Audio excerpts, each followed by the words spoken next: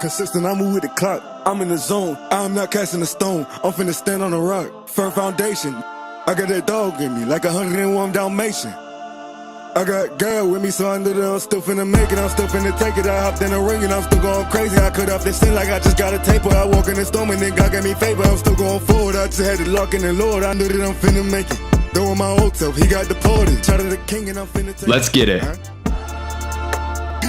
What's going on, everybody? Welcome to this week's episode and showings of the SchuZ Show. I'm your host, SchuZ, and today we've got a very special day. First and foremost, though, happy Labor Day. Hope you guys are having a blessed afternoon, evening, maybe even morning, depending on wherever you guys are listening at right now. But as I mentioned, I'm your host, SchuZ Shoemaker, and today we've got a loaded episode. Two very special guests will be joining me. We have Coach Mike Rhoades, the new head coach of Penn State. He'll be joining me in about 5 or 6 minutes now. We'll get him in here, and we'll get into that interview. Then in the second hour, we'll be having Khalif Battle on, one of the top transfers in the transfer portal from this past season. So he'll be hopping on in the second hour, and we'll get into that interview as well. Also, lots of different topics we're going to get into today as well. Tons of stuff going on in the NFL as we approach the start of the season on Thursday. College football is off and running. Obviously, there's a lot of stuff we're going to get into regarding that. The World Cup for basketball, we now are down to 8 teams and 8 countries being represented remaining. Some more colleges are realigning now. We're going to get into that. And also some MLB stuff as well. So we're going to get into a lot of different those topics today. However, before we go any further, I do want to get into today's verse of the day. And that is Psalms chapter 23, verse 1, which reads this: "The Lord is my shepherd, I lack nothing." Quite simple, short, but I do want to dive right up on into it though. The meaning of this verse can obviously it's pretty straightforward. It's a simile discussing us, comparing us to sheep in a sense. Obviously, sheep now, we'll give a little bit more credit than I know a lot of people think. They're not the dumbest animal per se in the world, but they are not the most intelligent. And so what this is basically saying is that obviously us, we're not the most intelligent things in this world, in the universe. God is far more intelligent than us. And so if we're running around going through this journey in this life without following him, being led by our Lord and Savior Jesus Christ, then we're going to go through a lot of stuff. We're going to stray away. We're going to get lost. And so what it's saying is that at the end of the day, the Lord is our shepherd. He's going to be the one that's going to protect us. That's going to provide for us. It's going to nourish us to make sure that we grow and make sure that we don't go down the wrong path. Make sure that we don't get lost. Now, obviously, we have to still submit to them. We have to allow his power to come in through us and change us and allow us to be molded into the image likeness of Jesus. But at the same time, he is our protector if we just allow him to be. He's going to guide us. He's going to make sure that we don't go down the wrong path. He's going to help us. And if we do, he's going to get us right back on path very quickly.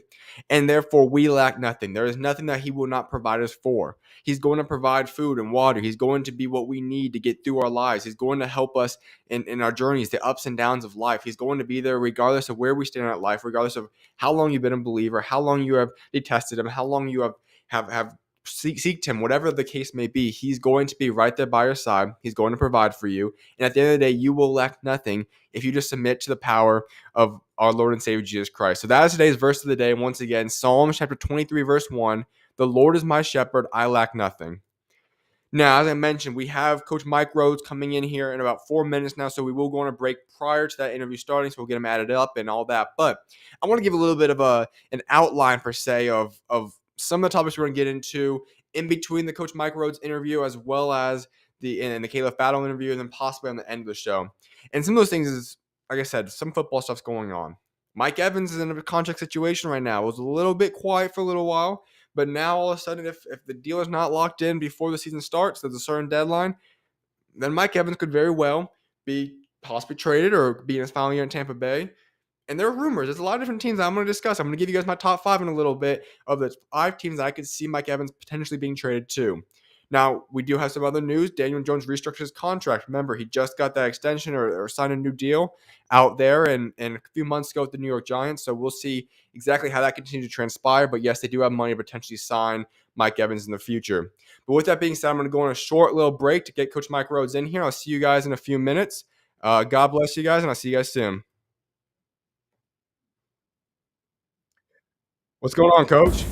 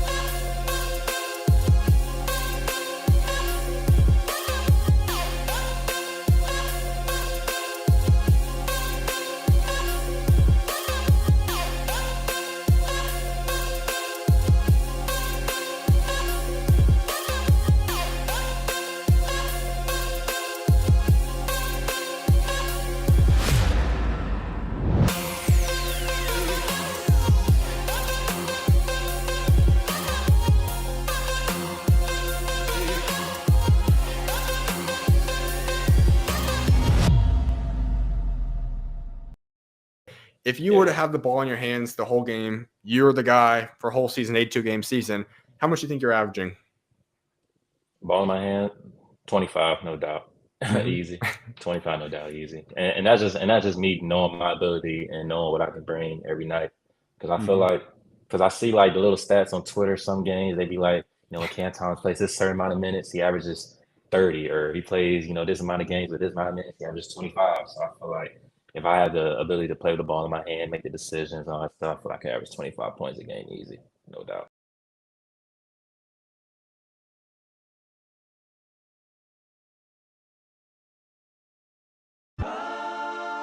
Staying consistent, I move with the clock. I'm in the zone, I'm not casting a stone. I'm finna stand on a rock, firm foundation. I got that dog in me, like 101 Dalmatian. I got girl with me, so I know that I'm still finna make it. I'm still finna take it. I hopped in the ring and I'm still going crazy. I cut off this sin like I just got a taper. I walk in the storm and then God gave me favor. I'm still going forward. I just had to lock in the Lord. I knew that I'm finna make it. Throwing my old self, he got deported. Shout out to the king and I'm finna take it. Episode of the SchuZ Show. As I mentioned, heading into the break, I'm excited to be able to welcome on a coach that I've been able to talk about many times with countless of his former VCU players. And today's finally the day that I get to actually talk to this special coach. He's been a Conference Coach of the Year. He's been an incredible coach. And now he starts this new journey out at Penn State as their brand new head coach. And that's Coach Mike Rhoades. Coach, I appreciate taking time to come on today. Oh, you bet. Thanks for having me once again. I appreciate you. I appreciate doing this. It's great. Absolutely. Well, we were just talking a little bit, but you're back home now. You get to be out there. Yeah. Just 2 hours from where you grew up now, and so you're kind of adjusting to this new life back home. How has that been? I don't know if I've adjusted yet. Mm-hmm. We just jumped into it. I finally, after 5 months, got out of an Airbnb Okay. and found a place to stay. And, the neat thing about all this is I'm just familiar with the area. I know the state very well. Honestly, running into so many basketball people in the state of Pennsylvania and how excited they are that we're here and that I'm back in the state. That's been really neat. It gives you a lot of energy, a lot of juice to do your job. So it's been a whirlwind for sure, building a whole roster very quickly. But we had a fun summer, and now we're back here in school, and we're jumping into it real quick. So the college coaching world is pretty much a full year job now with the transfer portal going on, recruiting and high school kids, the season itself, summer stuff, everything going on now. And for yourself, you add another whole nother chapter because you're taking on a new job. So you have to move and you have the personal stuff going on too, as moving a family and all that stuff, finding a home. How have you just been able to kind of at all guys take this all in, knowing that how much chaotic there's been of just trying to adjust to life outside of the basketball, but also balancing building pretty much an entire new roster for yourself now? Well, what you said right there is balancing it, right? Never too high, never too low, and Mm-hmm. you gotta go through it all. And I say it all the time. It's never as bad as you think it is. It's never as good as you think it is. So just find a way to have an even keel. And I've been fortunate, Zach. I've been doing this for a while now, so nothing surprises me ever in the world of college coaching. But that's the fun of it too. Every day is a little bit different than the last. Personally, you just want to make sure when you take a new job, you take care of your family. And as much as you're putting all that time into establishing a culture and a foundation of a new program, if you don't have a family that's it feels in a good place and have their feet on the ground, nothing else matters. So that's very, very important to me and our staff. And our staff knows I demand that. We have to be great examples to our players of being able to handle all this the right way and never too high, never too low. But it's a whirlwind. That's the term I've been using. But it's fun too. No matter what age you are in your career, if you take a new job, there's a lot of fun energy, and there's a lot of things you got to jump in head first and get going at. But that's that's the fun of it too. So I just got to ask you this because I ask a lot of players when they're going through the recruiting process or once they go to college about dream schools. I know when you're young, there might always be that blue blood for some kids. Maybe it's the hometown hero. But for coaches, I don't think we'd necessarily talk about that a lot. But was Penn State possibly the dream school, or who was the dream school to possibly coach at when you were growing up as a kid just 2 hours away from Penn State? Man, I don't know if I ever had a dream school, but I will Mm-hmm. say my family and I grew up cheering on Penn State in all their sports. And I said this the other day, speaking to a bunch of donors and alumni. My first football game, I think I was 7 years old. my dad used to have meetings here on campus, and my brother and I would come with him when we were little kids, and he would drop us off and say, "I'll meet you back here on this spot at 4 o'clock." And we came Mhm. up here. I came up here for camps. I came up here and worked camp when I was in college. So I probably knew more about Penn State basketball. I saw games in Rec Hall when I was Mhm. growing up. So I knew more about Penn State basketball than probably most people. So I've Mhm. always had my eye on it, and but never saying that's where I have to be. I've never Mhm. felt that. If I was still at Randolph Macon to this day, I'd be a happy college basketball coach. But I've always wanted to, just like anybody that has competitive juices flowing every day, Zach, I just wanted to be able to, have a chance to compete against the best coaches and programs Yeah. in college basketball at the highest level. And I was very, very fortunate that this happened this spring. And, uh, you know, President Bende Pudi and Pat Kraft, our director of athletics, they came after me, and they want to make Penn State basketball significant. They want to make it important. They want to Mhm. make it a place that kids want to come here and fulfill all their dreams and do something with Penn State basketball that's never been done. And I'm all for it. And to get back to my home state and work for Pat Kraft, that Mhm. type of AD, nothing better than that. And he's, everything he said to me since the day he started recruiting me has come, all the way through. And I really appreciate his honesty, and he has my back, and he's going to work for us. And when you have that type of AD and that type of president, and how well connected they are, and they're on the same page, it makes you as a coach really excited to be at the highest level in an unbelievable conference. And then let's see what we can do with our stamp on it. I love to hear that because we know Penn State historically as a football school. We know how elite they have been, the history, the big old stadium, the whiteout games, all that. And I think there's been a stigma that so many schools kind of have to make this decision. Are they all out on football? Are they all out on basketball? But we've seen some programs recently now have balance and have a school like Bama where they have great basketball and great football. And so obviously your mindset is coming in there and let's not just continue the success that Coach Shrewsbury started last season and made it to tournament, but let's build this to be a continual tournament appearance, make this a basketball Correct. school as well. How are you planning to be able to build up this program so that you guys are not looked at as just a football school in maybe 3-4 years, whatever it might be, but you guys are a football and basketball school potentially even? Well, on top of everything, it's a great university. Kids want to Yeah. come to school here, and kids don't leave Penn State. They have an Mm. unbelievable careers here, on and off the field of play, the court of play. Uh, Student athletes love being here at all sports, and a lot of sports win at a very, very high level here. Hmm. Basketball's had pockets of success. That's the term I've Yeah. used. They've had pockets of success. Now we want to try to turn that into sustainable success all the time. Hmm. The first thing you need from that is a commitment from your administration on making everything in your program better. And it's not all about the almighty dollar. It's just making decisions that this is what we're going to do with men's basketball. And one reason they came after me was they know how I know how to build programs, and I know how to do it the right way, and keep the integrity of the university number one. Our guys are going to be student athletes first, but when we step on the court, we're going after people to win. I'm Hmm. not changing that. That formula works for me and for us, and Penn State understood that. And everyone says they want to win, Zach, but not everyone's committed to winning. Mm. Working for a president and an AD now that they want to do something with men's basketball at Penn State, and they're committed. They're committed to that, and they've shown that the last few months that I've been here. We still got a long ways to go. We gotta make our facilities better. Hmm. We got to make our facilities so appealing that not only kids are so happy here, but they see these unbelievable silly facilities like some other sports we have here. That shows a commitment to the program as well. But we've already made decisions here that they haven't done in the past, in just different ways, or ways we're going to go about doing things now and into the future. So that's what you want. You want to be around an AD and a president that is excited about what you're doing, as you and your team and your staff are, and Hmm. we have it here now at Penn State. When we look at your roster, how you're building it so far, it's pretty similar to how you might have done at BC. There might be a little bit of changes there, but you've obviously decided to keep a lot of these guys that have that dog mentality, as a lot of people say, that toughness, that grit and grind about them. And you're bringing this into the Big Ten, which has been known as a conference that typically plays a certain brand of basketball. We typically have the big man. They run around him pretty much for the most part. you decided kind of bringing your philosophy, and there might be some changes. That's kind of what I want to ask you about, because as you change from VCU playing the A10 to now the Big Ten, how much of the style of play that you've been coaching for a little while do you plan on bringing to the Penn State? Is it pretty much the entire thing? You making some changes, or how are you going about that? Well, you always make changes based on your personnel year to Yeah. year, a couple tweaks here or there. But the foundation and the culture of our program is what you've seen at VCU and at Rice, and even at Randolph Macon. We're going to play super hard. We're going to play together.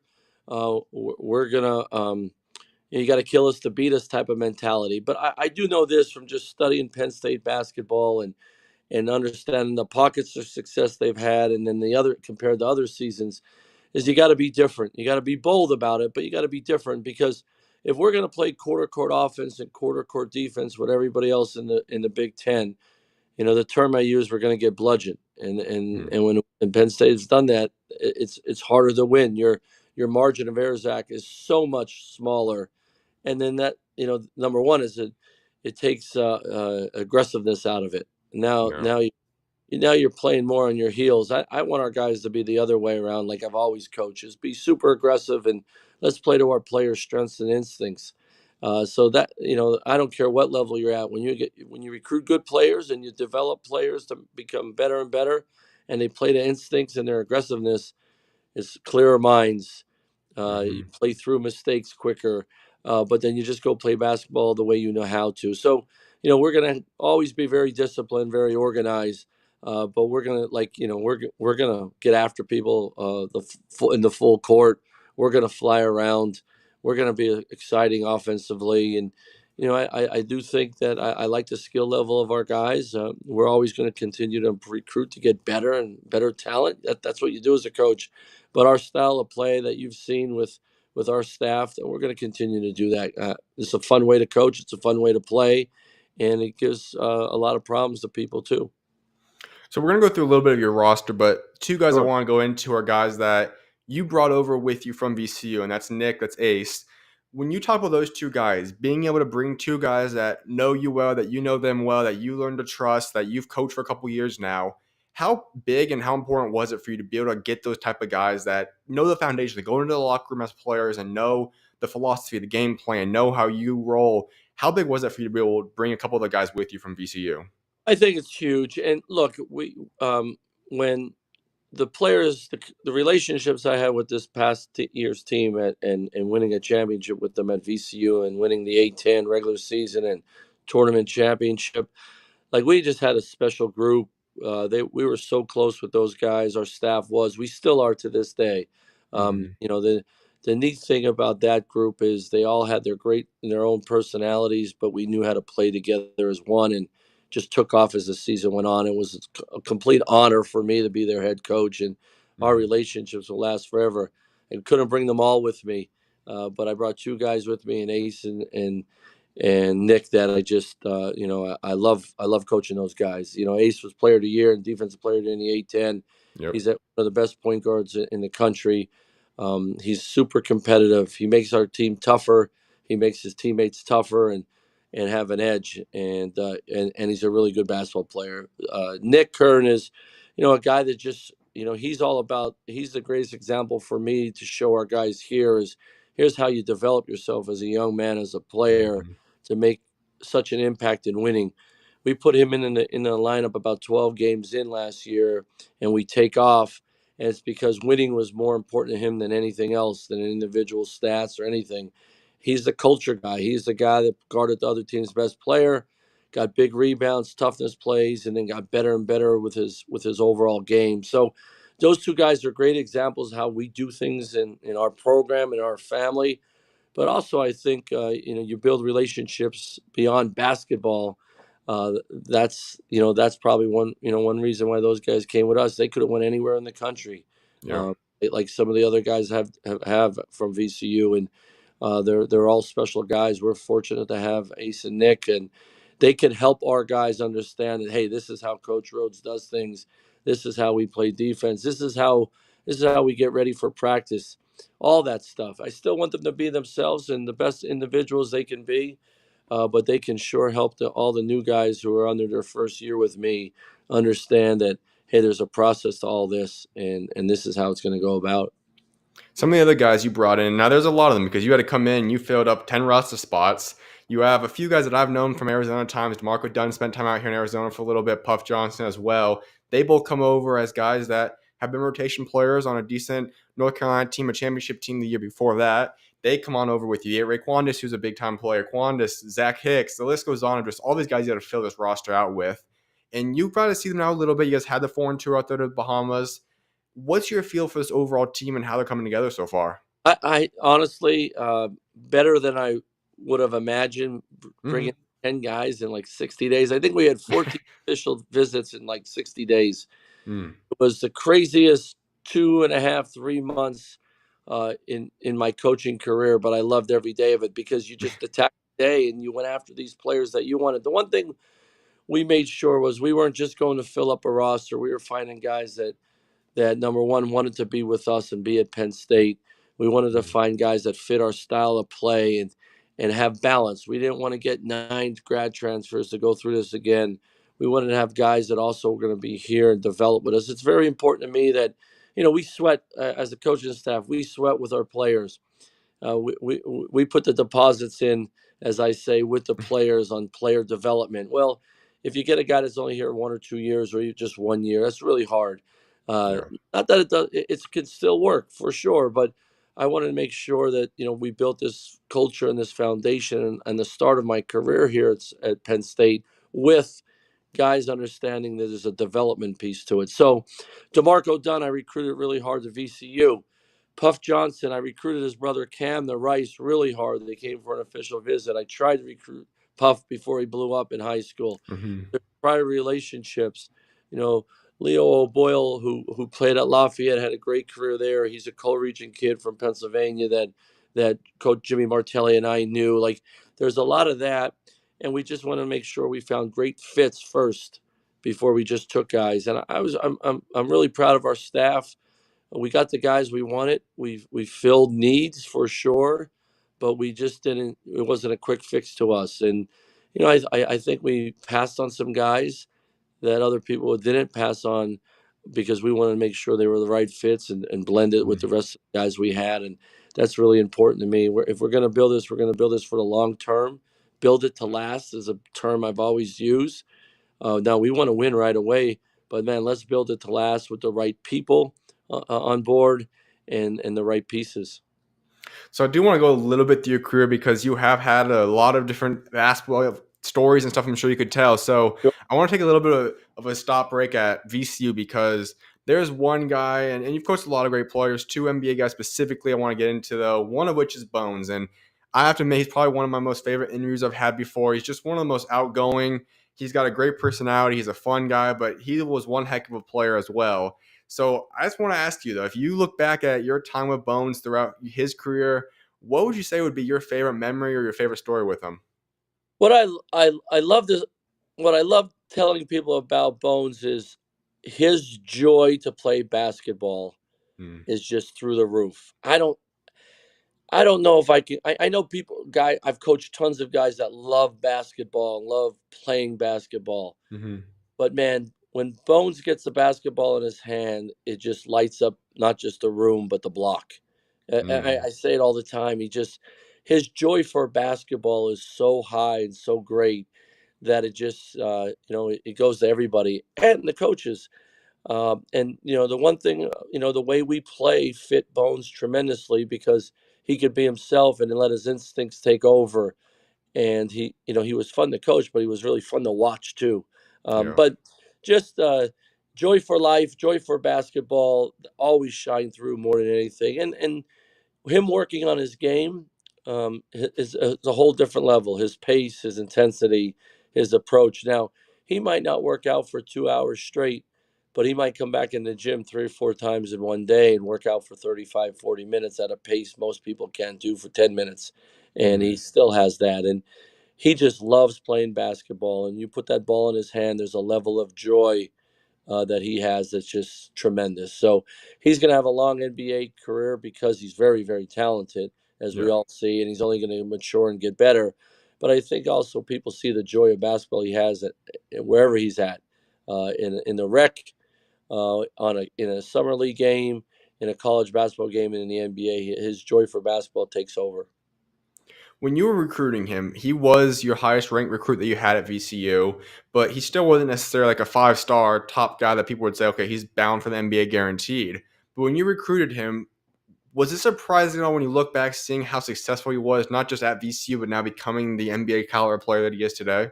Well, unfortunately for Bones, he had a tragedy in his life. His Yeah. junior year was awful fire and lost family members, and he really messed up his knee. I think he pretty much shattered his patella tendon and his kneecap. He would have been a 5-star if that didn't happen, in my opinion. Yeah. JD Byers, who's my assistant at the time, and I, his high school coach. We recruited Coach Griffin's son, who ended up going at Randolph-Macon, ended up going to the Ivy League to Dartmouth. So we always stayed in touch with Coach Griffin, and he told us about this kid coming up. He says he's the one, and Coach Griffin was sure right about Bones. And we just stayed in touch with Bones, and Bones got recruited by a lot of schools, and he waited because he was just trying to figure it out. And we got to VCU, it was close to home because he wanted his mom to see him play and his family. Mm-hmm. I think our style of play fit him. What I think helped Bones a lot too, and we had some good players at VCU when he came in, so he was battling dudes every day, and I think it really helped him develop quick that first year. And then I'm not the smartest guy in the room, but give him the ball and go. I should have given him the ball more his freshman year, but sophomore year, he and Ace in the backcourt together, that Mm-hmm. was very dynamic. But yeah, a lot of schools recruited Bones, but not everyone went in on him. If he didn't have that injury, I think he would have been a top 25 player, Mm-hmm. without a doubt. That's how talented he was, and his spirit and his approach. I think a lot of coaches would have just jumped on it.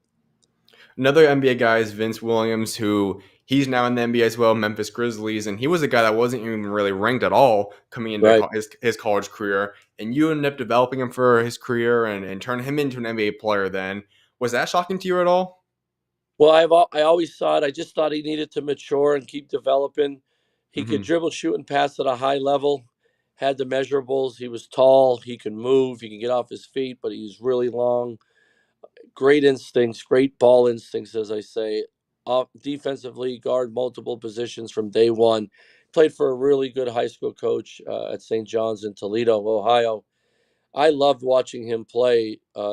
His summer of his going in his junior year Mm-hmm. on the All Ohio Red AU program, and I just kept saying that JD and I recruited him like this kid. I love this kid. Versatility is my big thing, because when guys are versatile, that's when you can really develop certain parts of the game to become elite. And then honestly, Vince's junior year and senior year, he just got really, really serious about his working out. He always played, he always competed. That was never a question, but just became more strategic in his approach, bought into the weight room even more in his conditioning and his body. And he just matured. He grew up. He was a young freshman in college, age wise as well. And he just blossomed those last 2 years. And then he had a phenomenal senior year. And we had every NBA team come in our gym at VCU every year because of the success of the program well before I got there. So when Mm-hmm. they came in, I always say, just keep an eye on Vince Williams. He can really play, and he really knows how to win. His team seemed like it always won in practice, and he knows how to impact winning, and that's what they want at the next level. And they love him Mm-hmm. in Memphis. He had a great summer again. He really knows how to work and work efficiently. But our development program, he's a great example. He stuck to it. He worked with JD Byers and Jamal Brunt and Brent Scott, and just got better and better. So what does this development program look like for yourself? Because so many of the players you get are guys that were unranked or not Yeah. really regarded as top ranked recruits. And some of these guys become all commerce level players, player of the year players, have professional careers, whether that be in the NBA, overseas, whatever it might be. How do you, first of all, I guess, identify these guys and then also get them into your program? And over the course of a handful of years, you end up turning these guys into having very solid, very good college careers and even potentially allow them to have the opportunity to make a living off this game. Well, we as coaches, you look for talent. Come on, we all know that, right? Yeah. Or there's players that you say you like certain things that they do well enough to recruit them. So that's the first part of it. But then you just for me, there's some intangibles, competitiveness. Do they have an edge? I want to see them sometimes after they lose a game. Are they mad? Are they disappointed, upset? Or are they happy and everything's okay? Those guys don't do well with me.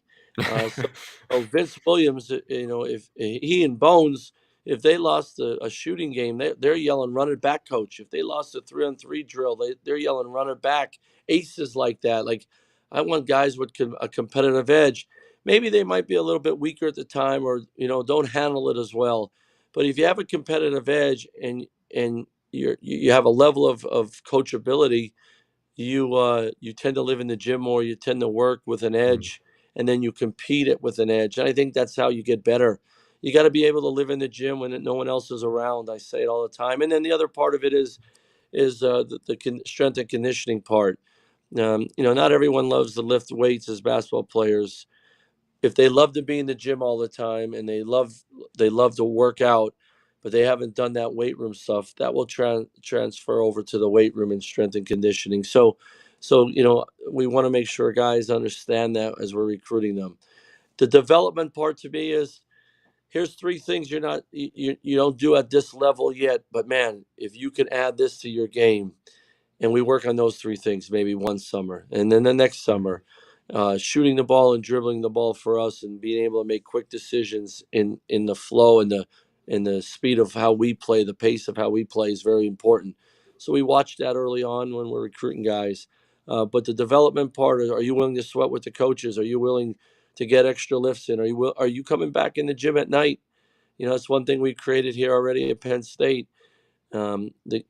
Everyone's coming back at night after a workout, at late night with the GAs, because they know that's how we do things, and I better get extra shots up because they're expecting me to make shots when we play at this pace. Why I'm playing through fatigue. So all that stuff adds up in the recruiting but that's the development part, Zach, that we take great pride in. It's one thing who we get. I don't care how many stars they are, what's their number in front of their name. Man, a year from now, 2 years from now, 3 years from now, what type of player can they be for us? Can they help us win? That's the most important thing for me. For anyone that was a part of the bubble experience during the NCAA tournament 2021, I always got to ask them, because there tends to be a lot of funny stories and some crazy stories that go on from that experience. And you guys were probably one of the biggest headline things, because you guys headed into there. And I'll be honest, I thought you guys were at least going to make a Sweet 16 Elite 8 run. I thought Bones was just the type of box office guy meant for March Madness basketball. Yeah. And obviously you guys, having the COVID thing occur. You guys aren't able to play in the game. That whole story unfolds. But I want to hear your take on that and your story from that, because you guys go out there primed to potentially play against Oregon and pull off an upset and have a great series there and potentially make a deep run. What all went down, and just what was that whole COVID bubble experience like for yourself? Yeah, well, as you know, it's not always that your seeding, it's your matchups. And I felt great with our matchups for that weekend. We were playing the last game on Saturday of the first round. Everyone in the country is going to be watching us. Bones, Ace, Vince. Oh, man. I thought we were playing pretty well. We lost to a great St. Bonaventure team a week earlier in the A10 final, and guys were disappointed in that performance and couldn't wait to play again. So, what can I tell you about that experience? It was one of the toughest things for me in my coaching career. I told our players, when the AD called me, and then I talked to the NCAA people, the tournament people, and just said, the health department's going to shut us down. It was considered a cluster of positive tests in our group. They're shutting our group down. I called Bones in my room first to let him know, because I knew how he was going to take it. And we just sat there and sort of got through it together. Then I went and met in the middle of the hallway, because we weren't allowed off our hallway, and tell our players. And it was just, the best way I can tell you, it just sucked. There's nothing else. But I told the guys, I said, guys, this is part of life that's not fair. My mom used to always say that to my brother and sister and I. Life's not fair. Get used to it. Figure it out. Get through it. And life's just not fair. We're going to move on from this, and we'll do it together and go from there. I just was shocked that we're the only team in the whole bubble. And we were in the bubble for a week that couldn't play. That's the bummer of it. The sad thing about it all for me as a coach was we fly back in the middle of the night. We get off the plane and everybody goes home because we're on spring break. The guys that were positive, plus a couple of coaches, they had a bus back from Indianapolis to hotels in Richmond because they had a quarantine. And then I'm stuck at home that weekend. And I go down to the office Sunday, nobody's there. I go down to the office Monday, nobody's around. And it was just like it's a ghost town. And that just, there's peaks and valleys in your coaching career and your playing career and going through stuff. That was just, we're down in the valley. That was a bummer. I couldn't wait for our guys to get back to campus so we can get back into the gym and roll the balls out and get to work. So it was just a bummer. It was just, I agree with you. I loved our team. We were playing at a high level. I would have played anybody in the country with the group we had because we were playing the right way. Had a dynamic player like Bones. We had Vince and we had Ace, and I just loved the group we had. So it just stunk. I mean, it just really stunk. But it's part of life we had to go through. It just for us, it had to be in the middle of March Madness. So you are at Penn State now. That's what I kind of want to wrap back up with now with you, because you now have got this opportunity at Penn State. But I want to ask you, how did this all come to be? Because you're at VCU, still a very respected school, a great school in the A10 out there. And all of a sudden the Penn State opportunity becomes available. Yeah. We now know the facts. Yes, you are the head coach, but you obviously are behind the scenes, figuring it out, making the transition, however that goes. So Look, what was the whole process like? The last 2 years I had phone calls from a bunch of schools. So, I was very fortunate. We had some success, and I just not interested. I moved my family around a few times. I love VCU. Everybody knows that. My kids were born in the Richmond area. Lots of friends there that I consider family. And my son just graduated. He's going to, he's a freshman football player at Colgate. My daughter is a senior right now in Richmond, and my son is an eighth grader, and they're living down there for the year for my daughter's senior year. Fortunately for us, she about a month ago she committed to play lacrosse at Penn State, so we're really excited about that. But Zach, no intentions, no intentions. We were good, and I was excited. But the president and the AD and Pat Kraft aggressively came after me, and because it was Penn State, my wife's from Lancaster, Pennsylvania. We cheered on Penn State many a times, even on our back porch in Richmond. When Penn State was on, we would watch those games, all their different sports on the Big Ten Network, because we're Penn State fans our whole lives, both of us. So talking to Pat and his team, and it came down to I wanted to work for this AD. This is the guy I wanted to work for. I can tell he had my back. He was going to go to work for me, and they want to do something with Penn State basketball that maybe they've never done before, and they were committed to it. And I explained to them that I knew more about Penn State basketball than they did, and they understood that. And so this is what it's going to take to do it, and it's everyday decisions. It's approaching things differently than in the past. It's investing in our staff. It's investing in GAs. It's making sure we do things at a high level so our players can perform at a high level. And Pat Kraft has rung the bell since I've been here, and I could tell he's an AD that's going to go to work for me and have my back. And at Penn State, which has a unbelievable brand at the highest level and one of the best conferences on the biggest stage night in and night out against awesome coaches and awesome teams. Hey, who wouldn't want that challenge? Who wouldn't want that opportunity? And it's important to where you go work. It's important where you work at and what university that is. To me, it's more important what people you're going to be around. And I had a chance to be around Pat Kraft every day, and that was going to be my boss and my AD. I wanted to go work for him. So we do know that VCU home and home series is going to occur at some point. When you have the opportunity to potentially go back to where you have coached for a long time, obviously as a head coach and also for a while as an assistant coach, what do you think that experience is going to be like? Just like the other guys, it's number one is appreciation. Awesome fans, awesome supporters and donors and alums, the Peppas, the band, best band around, and just so many people around there that I consider. Everybody wants to win, and the competitiveness comes out in everybody. But it's a special place, and I was very fortunate to be there, I think, longer than any coach in the history of the program, all the years I was there. And I met so many awesome people that I consider important friends in my life, and that will never change. 40-minute games doesn't change great friendships and all that stuff. And, that's just what you got to do. The schedule's the schedule, Zach. You go play the games, you try to win. But when it comes to people you respect and appreciate, that doesn't change. So when you get out and you're playing and you're coaching in this stadium and you're coaching and you have the Penn State logo and you're at home, how much different do you think that's going to be in your mind? Like just realizing that you're at home, you get to be the coach of this program that you watched growing up. What do you think that experience is going to be like when you first get out there and you play or coach your very first game out there?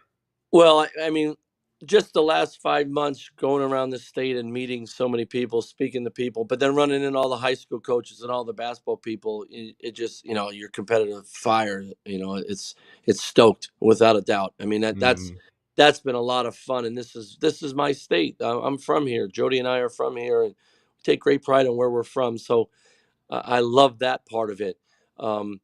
Look, whatever you put on your chest, right? Whatever is on the front of that uniform, that's all that matters. And I think that's really, really important for Penn State basketball and Penn State basketball fans. And our season tickets are at an all-time high. There's lots of people really excited about the program, and I just think that I'm going to take great pride in that. But we have a lot of work before we get to the first game. But I really like this group. I love working with this group, and we're excited about it. So we do know that when you talk about the Big Ten now, there is a lot of transitioning happening currently. Walk us through that a little bit because you see UCLA coming in, you see Oregon, you see Washington, USC. What is that going to be like, and how excited is this expansion and the realignment really like? What kind of goes through your mind when you think about the excitement of the growth of the Big Ten in the near future now? Yeah, well, personally, for me, I love it and our staff because when I was at Rice, we recruited the West Coast for 3 years really hard, and we had some great relationships and in the Northwest and the West Coast and all that, and so we could recruit those areas because the Big Ten now hits those areas. So I love that part of it. I mean, come on, I'm gonna have a chance to coach at Poly Pavilion. Get to Seattle.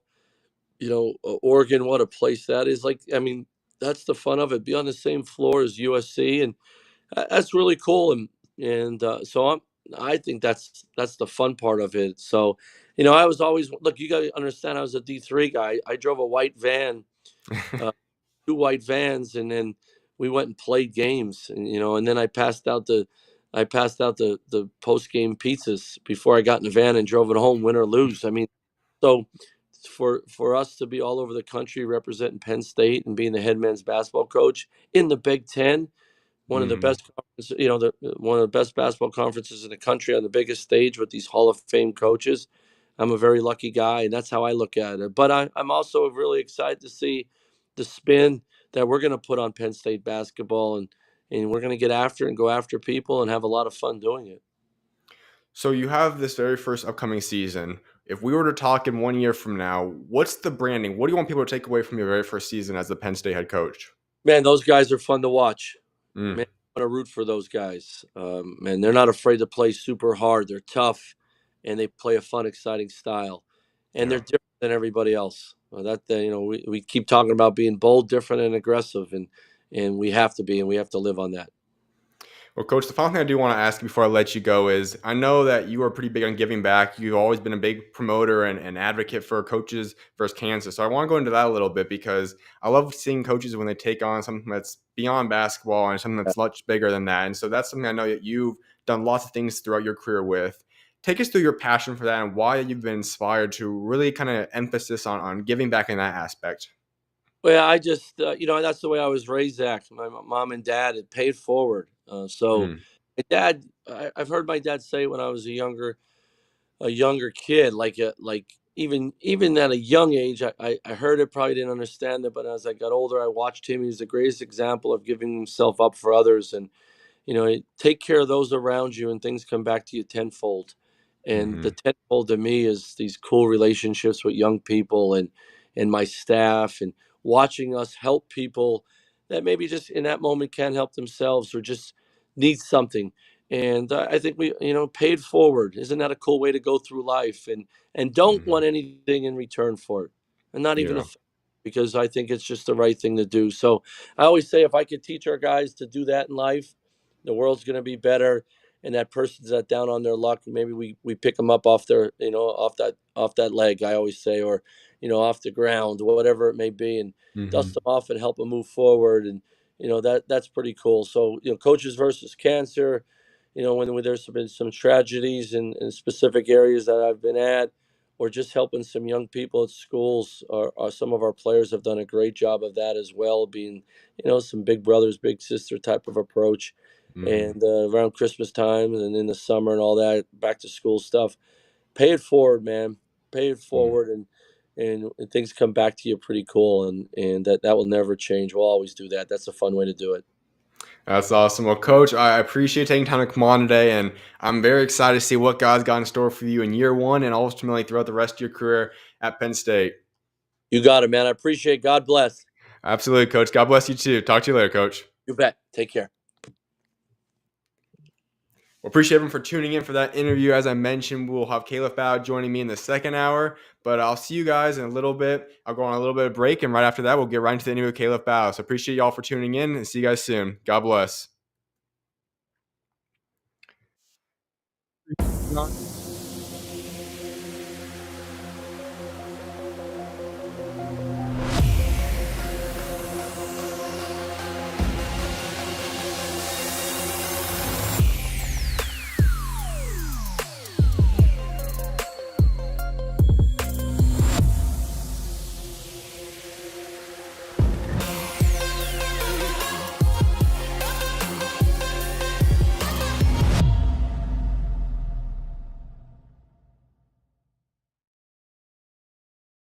From the moment I was born, a ball was in my hands and a deep passion for sports was ignited.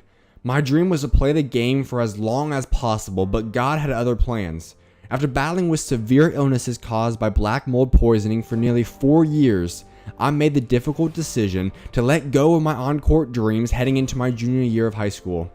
However, I was determined to have one last victorious moment as an athlete, and that was achieved on February 9th, 2019, when I ran a marathon at the age of 16.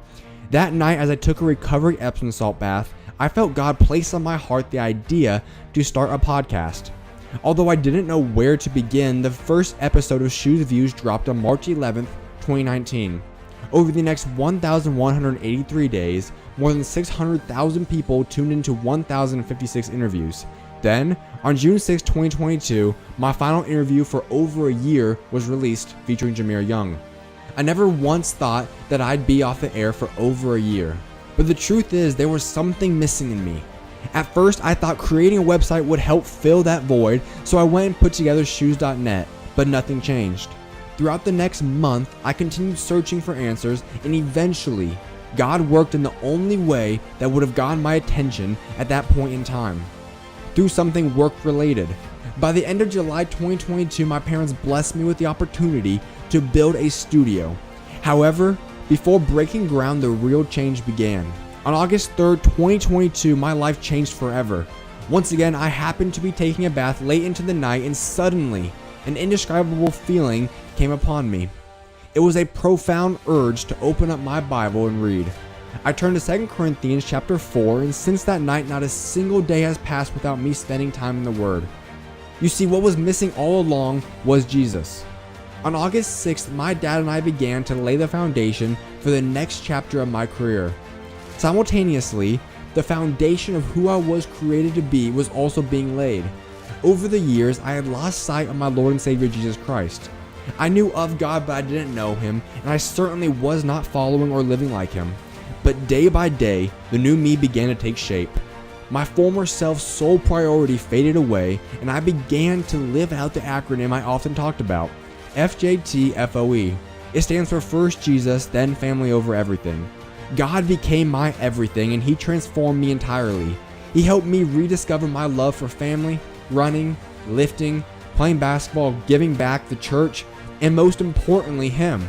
This journey began with a craving to nourish my old identity, but God's hand was always in control, rapidly shaping my new identity. As God transformed me, He also grew my relationship with every member of my family. Together they stood by me and contributed to the person I am today. Through it all, Ephesians chapter 3 verse 20 manifested its truth in my life. The blessings I received far exceeded anything I could have imagined. The truth is that God's hand has always been there, but now I'm committed to following His path. Although I may look different, and my heart has undergone a profound change, I am truly blessed to announce the beginning of a new chapter.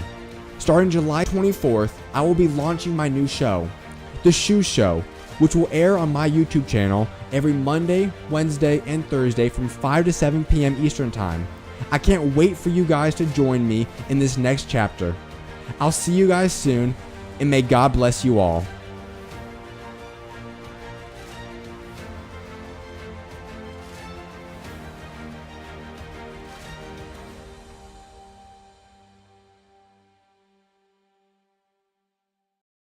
There is a funny aspect about you, and that's the fact that I don't think you necessarily even tried to, but there's been countless times in your brief NBA career already that you've made it viral. You've made memes of yourself, whatever it might be.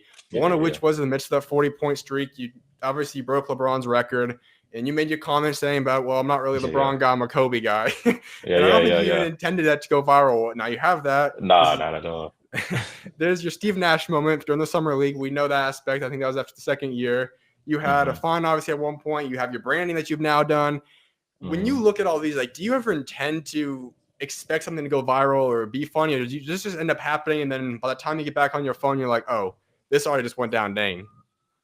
Bro, that's crazy. No, not at all. No, because even with my brand, like when a random person asks me, because you know, random people always see like, oh, he's so serious, and I'm just like, bro.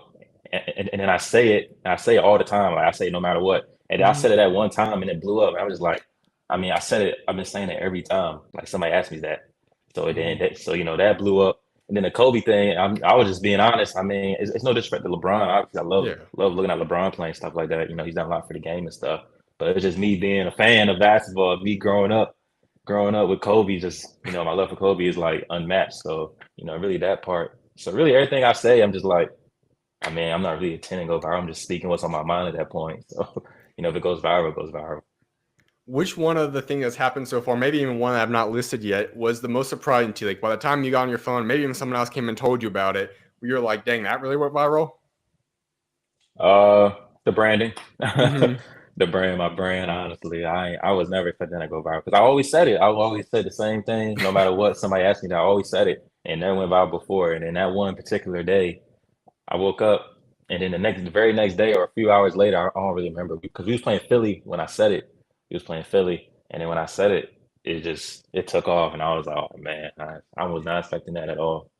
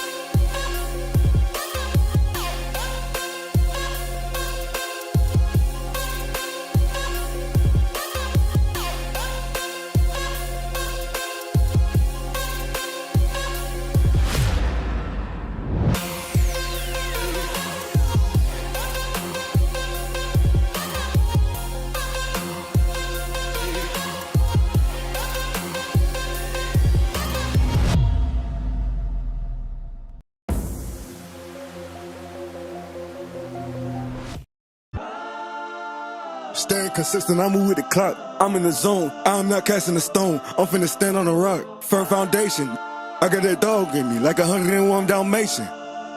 I got girl with me, so I knew that I'm still finna make it. I'm still finna take it. I hopped in the ring and I'm still going crazy. I cut off this thing like I just got a taper. I walk in the storm and then God gave me favor. I'm still going forward. I just had the luck in the Lord. I knew that I'm finna make it. Doing my old self, he got deported. Shout out to the king and I'm finna take it. Welcome back, everyone, to the SchuZ Show. I appreciate everyone for tuning in the first hour. We are now officially getting into the second hour now. As I mentioned, we'll have Khalif Battle joining me in about 10 minutes or so. But before the interview, I do want to get into a couple topics I want to discuss.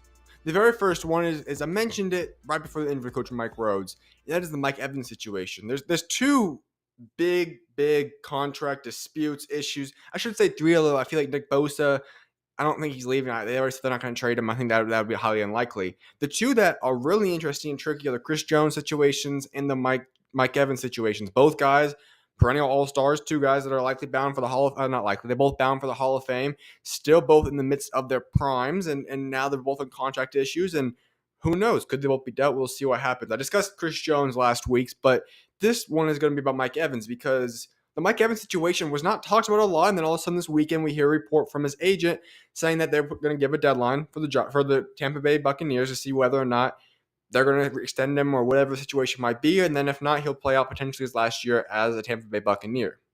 So that leads us with the question then.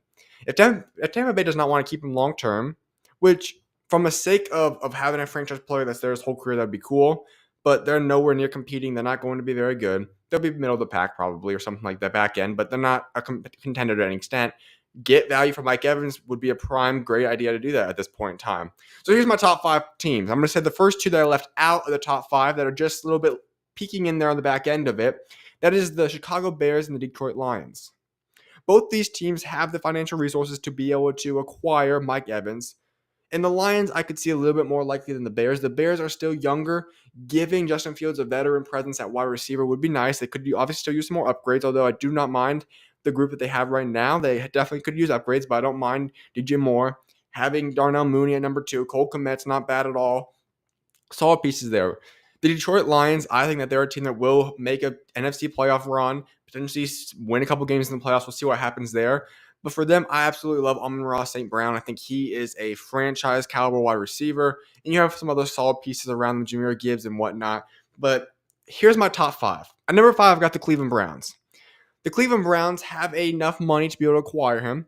You have Deshaun Watson, who I still think is a very, very, very capable quarterback that I think is going to be good. Now, obviously, off the court, off the field stuff, that's another story. But the situation that Deshaun Watson, you already got Amari Cooper out there. You added Mike Evans, David Njoku, you got Nick Chubb in the backfield with yourself, a decent line over there. That could be a very interesting situation. I would not mind that at all. I could easily see the Browns picking that up and giving Deshaun Watson another weapon like Mike Evans would be huge. Number 4 on my list, I have the New England Patriots. Now, we heard rumors, and I'll say this is a little bit off topic, the whole Juju Smith-Schuster thing about his knee being ready to explode or whatever that report was this morning. It's a little bit troublesome to me. Not even the fact that if that is true or not, just the fact that gets reported. I don't know why that type of report would even come out, how people would even have that information or data to begin with. So I'm not really buying too much stock into it. I know Juju already refuted that statement, but the fact of the matter, he is your wide receiver 1, and he's not bad. When you have Patrick Mahomes and you have a guy in Travis Kelce who truly is the wide receiver 1, if we're being honest, he can be that. In a Mac Jones situation, truly as the number 1 weapon, that's a little bit more debatable. But they do have some other decent pieces behind them. But the fact of the matter is that they do need a wide receiver 1 badly. And Mike Evans is clearly a wide receiver 1. He would be huge for them. I think his philosophy, his mindset would mesh well with Bill Belichick in that system as well. So I have New England Patriots at number 4. At number 3, the New York Giants. I put them at number 3, and here's why. Just this morning, as I mentioned earlier, Daniel Jones restructured his contract. They freed up $6.125 million, if I'm not mistaken, on those numbers. Having that extra flexibility has to be for something. You're not just going to create that flexibility at this point in the offseason for nothing, just to save money. No. There's a reason there. They're going all in around Daniel Jones, around Saquon Barkley, around Andrew Thomas and the offensive line, around some of the pieces they've got in store on that roster. And you add Mike Evans there, that gives him a true wide receiver 1. Darren Waller is a great weapon. They pulled in a tight end for themselves this upcoming season. I think he's going to be special out there once again if he can stay healthy. But you got some other decent wide receiver depth pieces. Where all of a sudden, if you add Mike Evans into the New York Giants, then you've got some really solid depth pieces behind them where they all fill out to number 2, 3, 4, and so on. And you got a decent wide receiver group there, along with Darren Waller and Saquon Barkley and company. So that's why I have the New York Giants number 3. Number 2, the Kansas City Chiefs. I think when you talk about the Kansas City Chiefs, they can obviously get the job done without Patrick Mahomes. There's no debate about that. Or without a wide receiver. They have Patrick Mahomes. Any wide receiver can obviously be decent out there. But let's just be honest. If we give Patrick Mahomes another wide receiver 1, that would be special. Now, do they do it? I'm not sure because obviously Mike Evans is going to come with the paycheck. You're going to have to pay him a lot of money. And quite frankly, for whatever reason, Kansas City Chiefs just do not want to pay these guys a lot of money. Patrick Mahomes, they make him the highest paid, and rightfully so, and obviously he's now falling down that list a little bit. Kelsey takes a lot of hometown discounts. But Tyreek Hill, they had no business in even deciding to even want to pay Tyreek Hill his money. They trade him off. Chris Jones, I think every minute I feel like we're getting closer and closer to just hearing the official thing that they're going to try trading Chris Jones and he's going to be dealt. At this point, I don't think he's going to come back unless a miracle happens all of a sudden. But I think we're getting closer and closer to that point. We've seen this with countless other guys. They don't want to pay these guys a lot of money. So from the sake of will the Chiefs actually do it, I don't know if they belong at number 2. But for me, in terms of fit, in terms of just what could happen and could the Chiefs make money for it, absolutely. So Mike Evans with Patrick Mahomes, Travis Kelce, and then you have Kadarius Toney for whatever amount of games he ends up playing. You have Sky Moore. You have the other guys that fill out Marquez Valdes-Scantling at 2, 3, 4 depth on the depth chart on the wide receiver. Isaiah Pacheco, you got a great little group there with, of course, Patrick Mahomes. You would be obvious favorite once again. But at number 1, that leaves me with the New York Jets. I saw a list a little bit ago. Didn't even have New York Jets on that list. The fact of the matter is the New York Jets have money. Remember, Aaron Rodgers just took a massive discount this season to be able to play on this roster, and you could potentially add in Mike Evans along with Garrett Wilson. Remember, Corey Davis just retired just a little bit ago. They've got money. Now, I know there's rumors. Could Devontae Adams potentially be the guy there? That would obviously be the number 1 option if you do that. David Bakhtiari, we don't know. Could that be an option? Of course. But the fact of the matter is that there is money there, and there is a potential to add another weapon in that system. And if the New York Jets get Mike Evans, that would be I would not put them above the Miami Dolphins at wide receiver group. Obviously, Tyreek Hill and Waddle, I think, is number 1. It's not even debatable. However, they're certainly up there. And then you have Aaron Rodgers throwing them the ball, a very special group. So that is my top 5 destination points and places for Mike Evans to potentially go. But with that being said, actually, we'll get into one more thing before we get Khalif Battle in here. And that's just a little bit of a couple of little information headlines right now. Ronald Acuña Jr. having an MVP type season. He's going to win the NL MVP this season. Spectacular play for the Atlanta Braves. Number 1 team in all baseball. They are playing spectacular. He's just putting on a show every time. He might be the most box office player in all of the MLB. And he's getting up there in terms of all sports right now, if we're being honest. But he now has become the very first MLB player to ever have a 30 home run season, as well as 60 stolen bases. That's electrifying. The 2 most electrifying things you can have in all baseball. He's done the first to hit 30 home runs, 60 stolen bases. He is spectacular. He is going to be the runaway NL MVP this season. Other breaking news. Kyle Rudolph, most famous for his run and his days with the Minnesota Vikings. He has officially now announced his retirement. He's stepping away from the game of football. He's played with Tampa Bay Buccaneers most recently. He had a little bit of a Giants stint a little bit ago. But with that being said, Kyle Rudolph has now retired and will step away from the game of football. Other big news is that we have more college realignment. The ACC has now added both Cal, Stanford, and SMU. I love college realignment. I know there's some people in the media that don't like it. I discussed that in the very first episode, if I'm not mistaken. But I do not mind that move too much. Obviously, it makes sense for Cal, Stanford, and SMU. The ACC, I'm not sure exactly why they made the move. If I'm going to be honest, I don't think those are the 3 biggest brands you could have added. I think it's more so insurance in case we see the Florida State, the Miami, the Clemson, and all those dominoes fall. North Carolina, maybe even Duke, whatever it could be, dominoes fall in the next couple of weeks or months or year maybe even. But yes, the ACC is now up to 18 schools. Cal, Stanford, and SMU have now joined them. But with that being said, I'm going to go on a short break, and then we'll get Khalif Battle up and on here and get into that interview. So I appreciate y'all for tuning in, and I'll see you guys right after this break. All right, God bless you guys.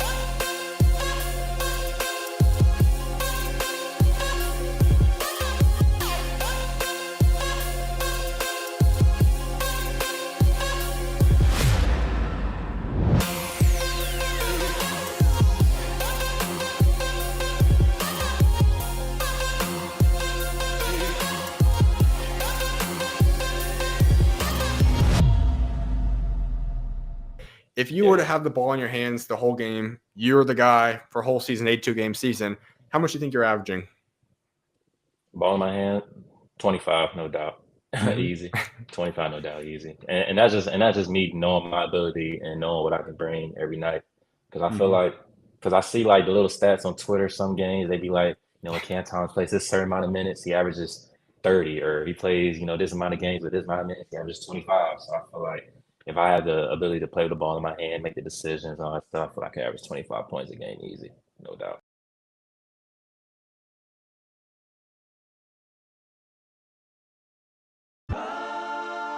Staying consistent, I move with the clock. I'm in the zone, I'm not casting a stone. I'm finna stand on a rock, firm foundation. I got that dog in me, like 101 Dalmatian.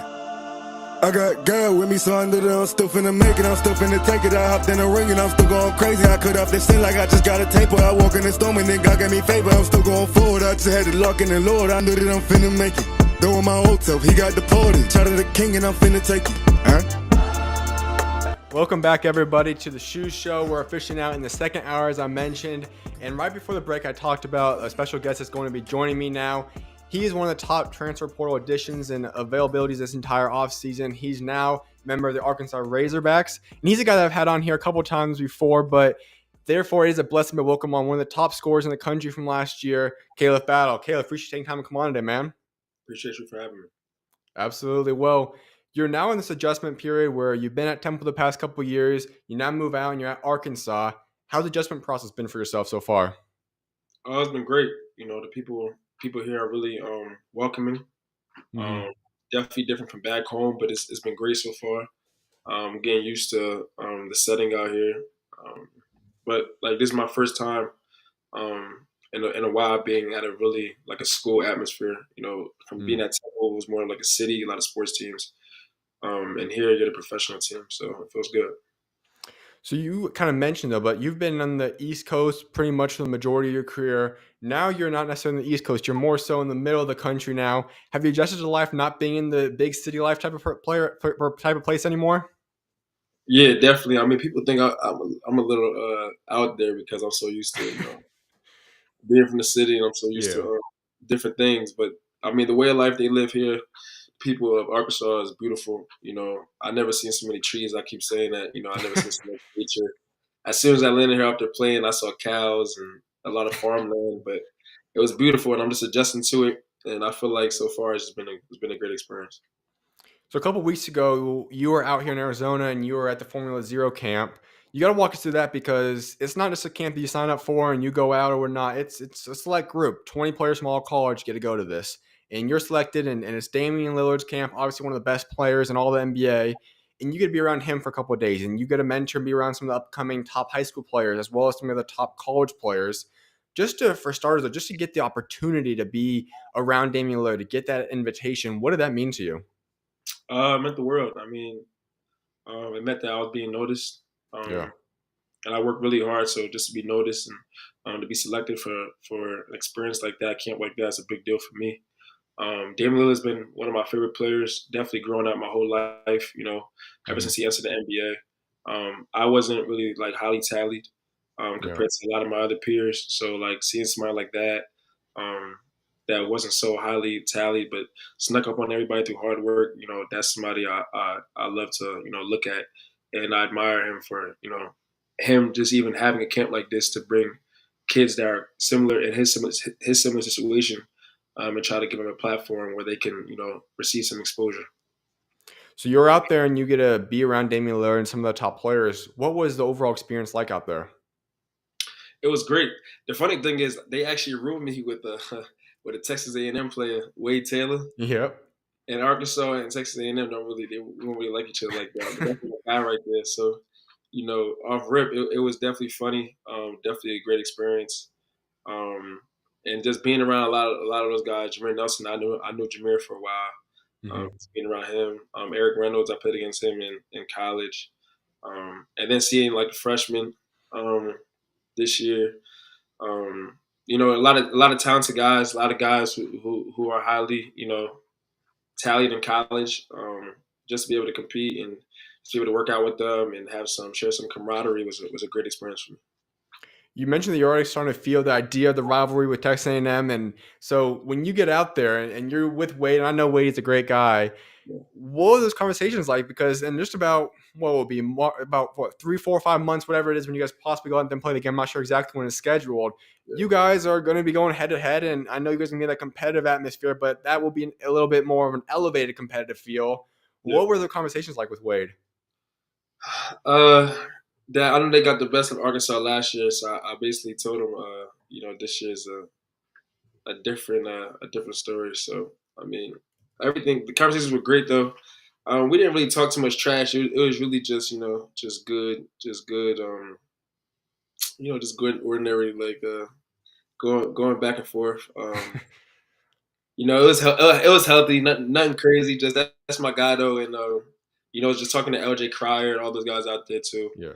They were just sharing their experiences at their universities. I'm sharing my experience here. And really it was all love and just, it's just funny. We were talking about how basketball could just bring you anywhere. Like we look at these guys on TV and we think, oh, he's nice, or we see this guy like he's nice, and then we're thinking I'm better than him though. And then, and then you're all in one room and basically just talking trash to each other, playing around, but it's all love at the end of the day. So you get to see Damian Lillard. Did you get an opportunity to talk with him one-on-one? And if so, what would you talk about, and what's some of the advice he possibly gave you? Yeah, I asked him. I talked to him a few times one-on-one. One time I asked him about some of the drills that I asked him if he was doing these things in college. They have the same team around him in college. Mm-hmm. And he was basically saying like, yeah, he's been doing this since college. And just like he's a very detailed individual. A lot of people go through drills and they don't really know like what they're doing while they're doing the drills. He kind of breaks it down, and usually when I work out, I completely use my imagination from how I've been guarding my whole life, and he brings it to a whole other level. So just being inside that realm of a basketball study, I would like to call it, was great. And then one time we was in well, it was two other times. One time I made him laugh. He was laughing really hard about something I said. I forgot what I said, but. We was in the theater room and everybody kept asking him all these serious questions, and I'm like, damn, he's probably tired of all these serious questions. So I just asked him, like, I said, yeah, everybody's asking these serious questions. I just want to know who's your all-time California starting five. And everybody loved my question because he couldn't answer the question. He stopped at he couldn't find a 3 and a 4. I know he said Jason Kidd, James Harden, and. Is Will Chamberlain? Where's Wade Chamberlain from? Or no, Bill Russell's from. Bill Russell. It was Bill Russell. Yeah.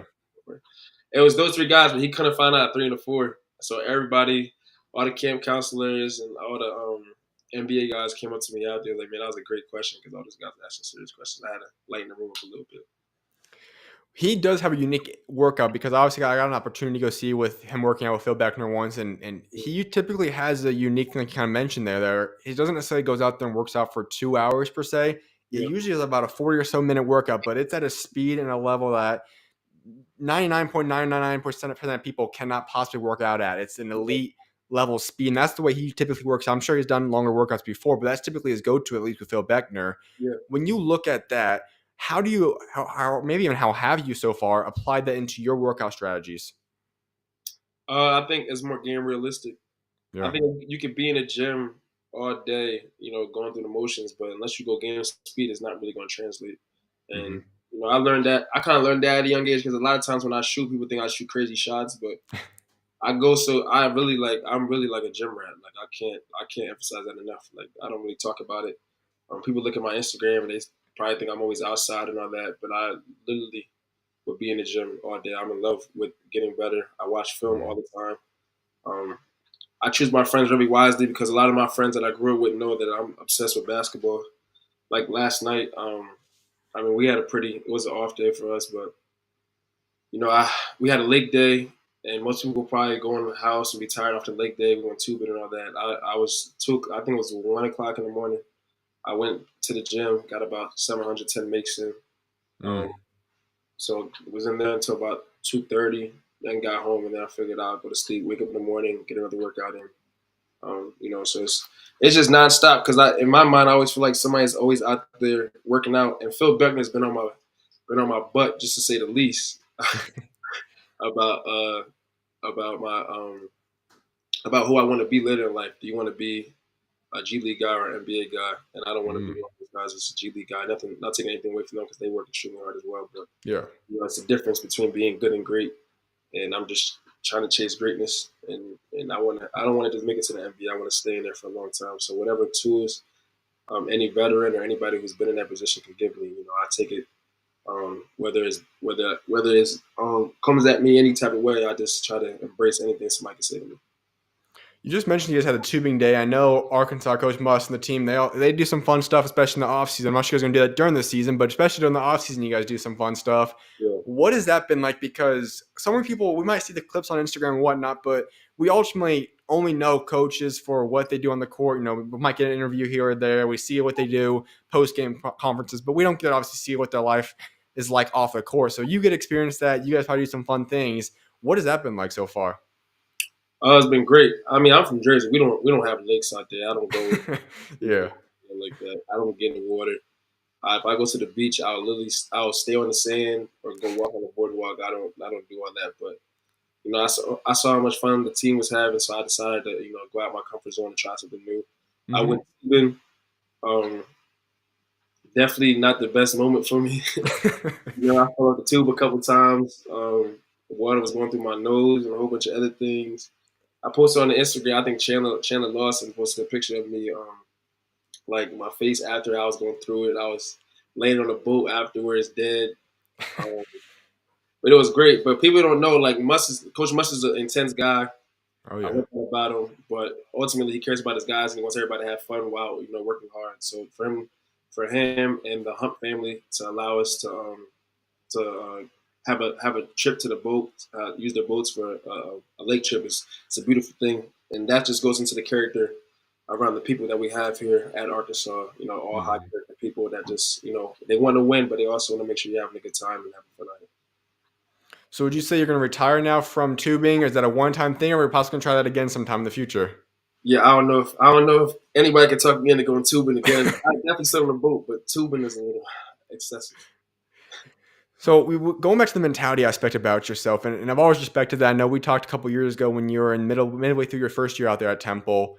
But would you say that mentality has been something that you personally, maybe even your brother a little bit, has kind of helped groom you into? Would you say you give some credit out there to just growing up in the New Jersey mindset, or what's kind of inspired you to have that mentality of I'm going to outwork whoever it is, wherever you are? Yeah, I think I definitely always give a lot of credit to Jersey, how it is, and the crop of talent that's out there. But I can't discredit my family and my friends. Mm-hmm. Always keeping keeping me focused on what's important. I made tons of mistakes. There's kids out there that make tons of mistakes. I was one of those kids that make tons of mistakes, character-wise, and I'm holding myself accountable to. You're maturing still. I matured a lot, but really, it's just like I never not been a gym rat. So my grandma wrote a ball out for me and locked me in the gym when I was a kid, while she was a janitor cleaning middle schools, and I stuck with it. And every single time times get hard, I think of her, of how hard she worked cleaning schools, how hard my mom worked being a waitress, how hard my dad worked for me, how hard my uncles and everybody and my friends found a way. If I didn't have any money or if I didn't have food or whatever the case may be, everybody made sure I was good, and they just kept me in the gym. When I'm not going to be doing anything else, they always kept me in the gym. So they invested in me. So the least I could do is give them my all on the basketball court and invest in myself so one day I can pay it forward for me. We talked last time about your brother, and he had an incredible collegiate career, has now played pro. And at that point in time, you were still saying, you guys go back and forth one-on-one. You might get him sometimes, but you still have a little bit of an age gap on you there. But you've now grown a little bit more. You matured as a player. Where do you think those one-on-one games are at these days? What's my phone sound right now? The phone, the one-on-ones, he definitely has the majority of the wins, but he definitely has to play his hardest. Like the last time we played, right before he went out to, he's in China now. Mm-hmm. He beat me by a game. We played King of the Court series. He won 3-2. I was pissed off throwing the ball everywhere, but he won. He was definitely hitting some. He definitely fouls a lot. He fouls a lot, and I don't call fouls. He calls fouls, And then on top of that, he makes like the craziest shots that shouldn't even go in. Like he makes like he'll like turn around twice and throw it up, the ball goes in. So I think that's just the basketball guys just saying like, okay, like we're gonna make sure older brother stays older brother for now, but your time is coming. So I take it. I don't take it too well, but it just humbles me. It makes me just work harder. So you think the big brother winning style is ever going to lose up a little or lead up a little bit? Yeah, my junior year before he went to overseas, I beat him though. Okay. I know he was waiting for that for like to get his get back for a long time because he had to go over there. And but I think that if we play now, I think it's a totally different story. But I say that every single time. But I really feel like I'm gonna get him. Well, I wanted to hop into your faith a little bit because I do know you're a believer, and you did an interview a little bit ago with Will Whitson, and there was one quote that he just posted a little bit ago that I really appreciate. I love seeing that because you talked about who's someone that you look up to, and you said you don't really look up to any guy because ultimately you look up to God because men and women all sin, and that's a fact. I know that we could definitely see different people and maybe take some things from that person or whatever, but at the end of the day, we're all imperfect people, and we're ultimately all just children of God, and He's the only perfect one. So I want to kind of kind of explain that a little bit deeper, though. Yeah, so I mean, I have a lot of people that living or past that I admire, what they've done at a strong capacity. But I can't say that I want to be or I look up to one man. I definitely put God first. Um, Always I was that kid that would. You still there?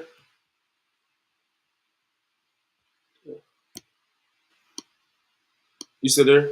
Yeah, I'm here. Can you hear me? Oh, yeah, I can hear you.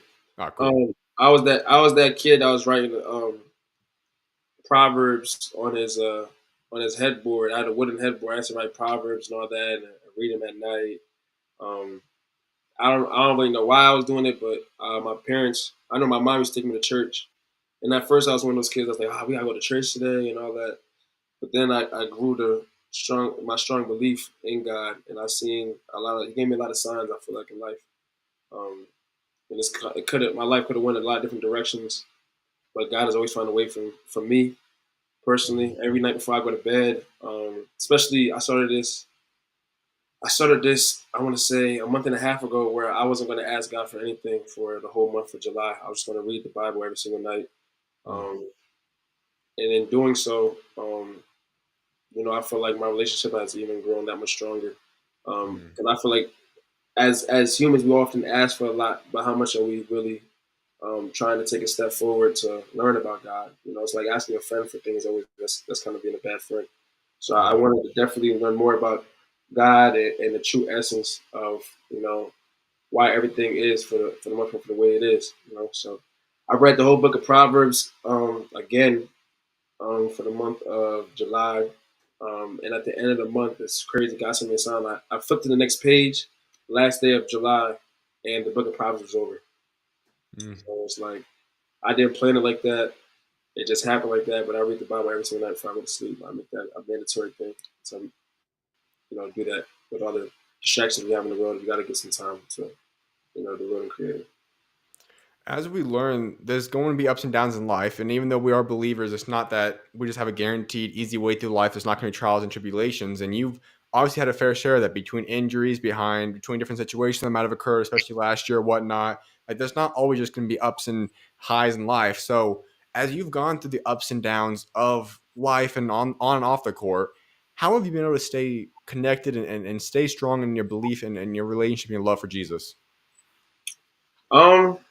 I mean, it's definitely. I mean, the biggest word is definitely faith. Faith is not an easy thing. People can say like, I have faith in this, I have faith in that, but faith will definitely test you a million ways. I mean, my freshman year of college, and really majority of my sophomore year, I was depressed. And people can't use that word, but I was like deeply, deeply, deeply depressed. I wasn't happy. I wasn't acting like myself. Um, And I told my mom I used to break down the corner. Like my head wasn't right. I don't know what was going on. I had some people that were really close to me die. Basketball wasn't working out. School wasn't working. I felt like everything was going like everything that I worked hard for just being thrown out the window. And at the time, I kept asking, "Why God? Why God? Why God? Why is this happening?" And I pray all the time, "Why is this happening?" And God was just testing my faith. You know, He wanted to see if I was going to fold, if I was gonna turn the other way, and it was just like a sign. Like I remember my sister called me, and I used to always like be sad, like why did nobody checks on me? Why did nobody, why am I going through this? And she called me one day, and she never. My sister usually never calls me, by the way. She called me one day, she's like, KK, you okay? I'm like, yeah, why? She said, no, I'm just worried about you. I'm like, why? She said, I don't know. I'm just worried about you. I'm just checking on you. And then she just told me she loved me, and then that was the conversation that right there. And then from that day, it was just like a instant progression on life. And I felt like God sent a sign through my little sister, who I love so much. You know what I'm saying? So um, every day I just take it one step at a time, and I try. And I felt like it was a lesson to not focus on the future, or not focus on the past failures or past regressions, just to focus on right now in the present moment, because that's all you can control. You know what I'm saying? So I've been at peace more than anything, and I feel like it elevated my basketball game, and it elevated myself as a person. You know. I know that when we read the Bible, there's constantly places that we learn about how there's going to be trials and tribulations, but that the perseverance will allow us to be able to sustain things long term. It's going to help us become complete, and we're not going to need anything else, because ultimately it's going to help God get us through as long as we rely upon Him. Right. So a lot of people that don't obviously know the word might be confused by that. But people might see believers and say, well, how are they still staying strong even up to the trials and tribulations? But would you say now that if you've gone through that tribulation and the next and so on and so forth, that you've now seen yourself grow and become a stronger and better person, both spiritually, but also just as a person? So yeah, tons of bad things have happened to me, but I always remember that somebody always has it worse. How can I react about something? And I know there's people out there that are born handicapped. There's people out there, like I got people in my family born handicapped. I got people that I see all the time that are born without parents, that are born without family, that are, you know what I'm saying? So it's like, I'm lucky. I mean, I go through a lot of stuff just like anybody would, and I never feel like I'm greater than somebody or below somebody. I just feel like I think we're all here to help each other. I don't want to be hostile to nobody. I hope nobody's hostile to me. I donate on the low as much as I can, because I know there's a lot of people that have way less than me. I know I'm blessed. And I know God, gave me an opportunity to do something in life. I strongly believe that. And I strongly know that, when my blessings and all that, comes to me when the time is right, of course, I know that I'm going to give back would be to say the least. I want to help as many people as I can, you know what I'm saying? And I don't want anything to come back. I just want to do that the kindness of my heart. Because ultimately there's kids out there that wish they could play basketball, that get up every single day, that have problems, or the parents have problems, and they're working hard, And we do this basketball thing, us athletes, we do this basketball thing to provide for our families or whatever case may be, because it's fun. But, God blesses us with talent. So the least we could do is work hard. But if we're talking about like hard things that happen in my life, tons. I mean, tons of things, countless things that people don't even know about. But that's just, for me, that's just life. And God's going to put you in situations that, you just got to handle. But just know that, you got to have storms to create a garden. You know what I'm saying? So without rain, without rainy days, you can't have a beautiful garden. So Amen. Yeah. So I want to get into your Temple career a little bit, because it was filled with ups and downs that I kind of alluded to a couple of times. And when we first talked, you were in the middle of the COVID season where things were going a little bit wild. You guys had games canceled. It was chaotic. We know how that all went down. But you still had a pretty darn good overall season, at least your very first year out there. And because your first year at Butler obviously was filled with ups and downs as well. So you go out there and you just get an opportunity. Take us through a little bit more about that season, though, because you get the first time in your collegiate career actually having an opportunity to go out there and play and do your thing to some extent. What was that first year like? My sophomore year at Temple, right? Yeah. Yeah. So I mean, my sophomore year, it was like I mean, the crazy thing is, I want to say 3 days before the first game, I pulled my hamstring. So, and it was my first time ever really like being like kind of hurt in my basketball career. So I missed some games. Got cleared a day before we played against Tulane, so I couldn't even work out. So I haven't touched a basketball in about 2 months now. There's always a stop and go with COVID, and I played in the Tulane game. I think I played. Coach plays me like probably like I want to say like 27 minutes. I'm dead tired. I'm ready to throw up at halftime. Like there's a lot of stuff going on, and then I want to say the following game, I think we played The following game, I think we played Houston the first time. I had about 14, got blown out, was heated because we were losing. And then the next game after that, I had like 21 and 10. So then I started picking up kind of fast. But it was like, I mean, that season was just a whole bunch of down and ups. As I said before, I was also not in the right headspace. Yeah. I was sad about so many other things. But I prayed every single night. I knew there was a brighter day coming. So I mean, it was definitely a lot of trials and tribulations. But I mean, that's what you work hard for, and nobody has it perfect. So I couldn't really complain about it, and I was just blessed. It was way better playing than being out. You know what I'm saying? So that's with the opportunity to be out there. Whether I was coming off the bench or starting, it really didn't matter. I was just happy to just play basketball. So a unique thing about you is that throughout your Temple career, you came off the bench over half the games. You 26 to 45. And I think it's more than fair to say that you were the best player on that team. Damian Dunn's another great player as well, but you would typically see the guy that's a leading scorer, one of the go-to players is typically the starter, especially at the collegiate level at least. You took on this six-man role and you did a great job in it. But how did you deal with that? Was that something that you were okay with? Was it something that you had to learn to deal with a little bit? Or how did you take on that role? I mean, ultimately, I'm competitive, so I never really wanted to come off the bench, Sure. but you also can't be a distraction to the team and be like, this, that, the third. But I knew that when I came in there, I was going to play my game. I can't give my coaches and my teammates enough credit for just, allowing me even come off the bench or starting just to let me be myself as much as I could possibly be while still benefiting the team. My teammates put a lot of trust in me to make big shots along with Damian Dunn. But I mean, that's just, at the next level, however they need me to play, if I got to guard the best player and shoot two shots a game, come off the bench, I want to do whatever if it means winning, because ultimately that's what people remember me by is winning. I didn't win as much as I would like to at Temple, but, I learned a lot of things. I took on a role that I would like to say could possibly be a role for me at the next level. So, I mean, it all happened the way it should have went. So, I mean, I can't really complain about it. All I could do is just learn from things that didn't go well and be thankful for the things that, didn't go well and went well. So, people that don't completely know your game, haven't watched you a ton, might not know the fact that you're a guy that's capable of scoring 20 points per game. Now, necessarily will that happen when you go to the SEC level and you just have a lot of the great players? I'm not sure if the time will tell, but that's something that you have in your bag. You're more than capable of being a guy that goes out and think is 20 plus. We saw that before you got hurt in your second year out there at Temple. You're averaging 21.4, I think, or something like that, points per game in those 7-game span. And still, you're averaging 17, 18 points per game last season. When you talk about the level in which you're capable of scoring in 40-minute games at the collegiate level, how have you become such a bucket getter? Practice, reps.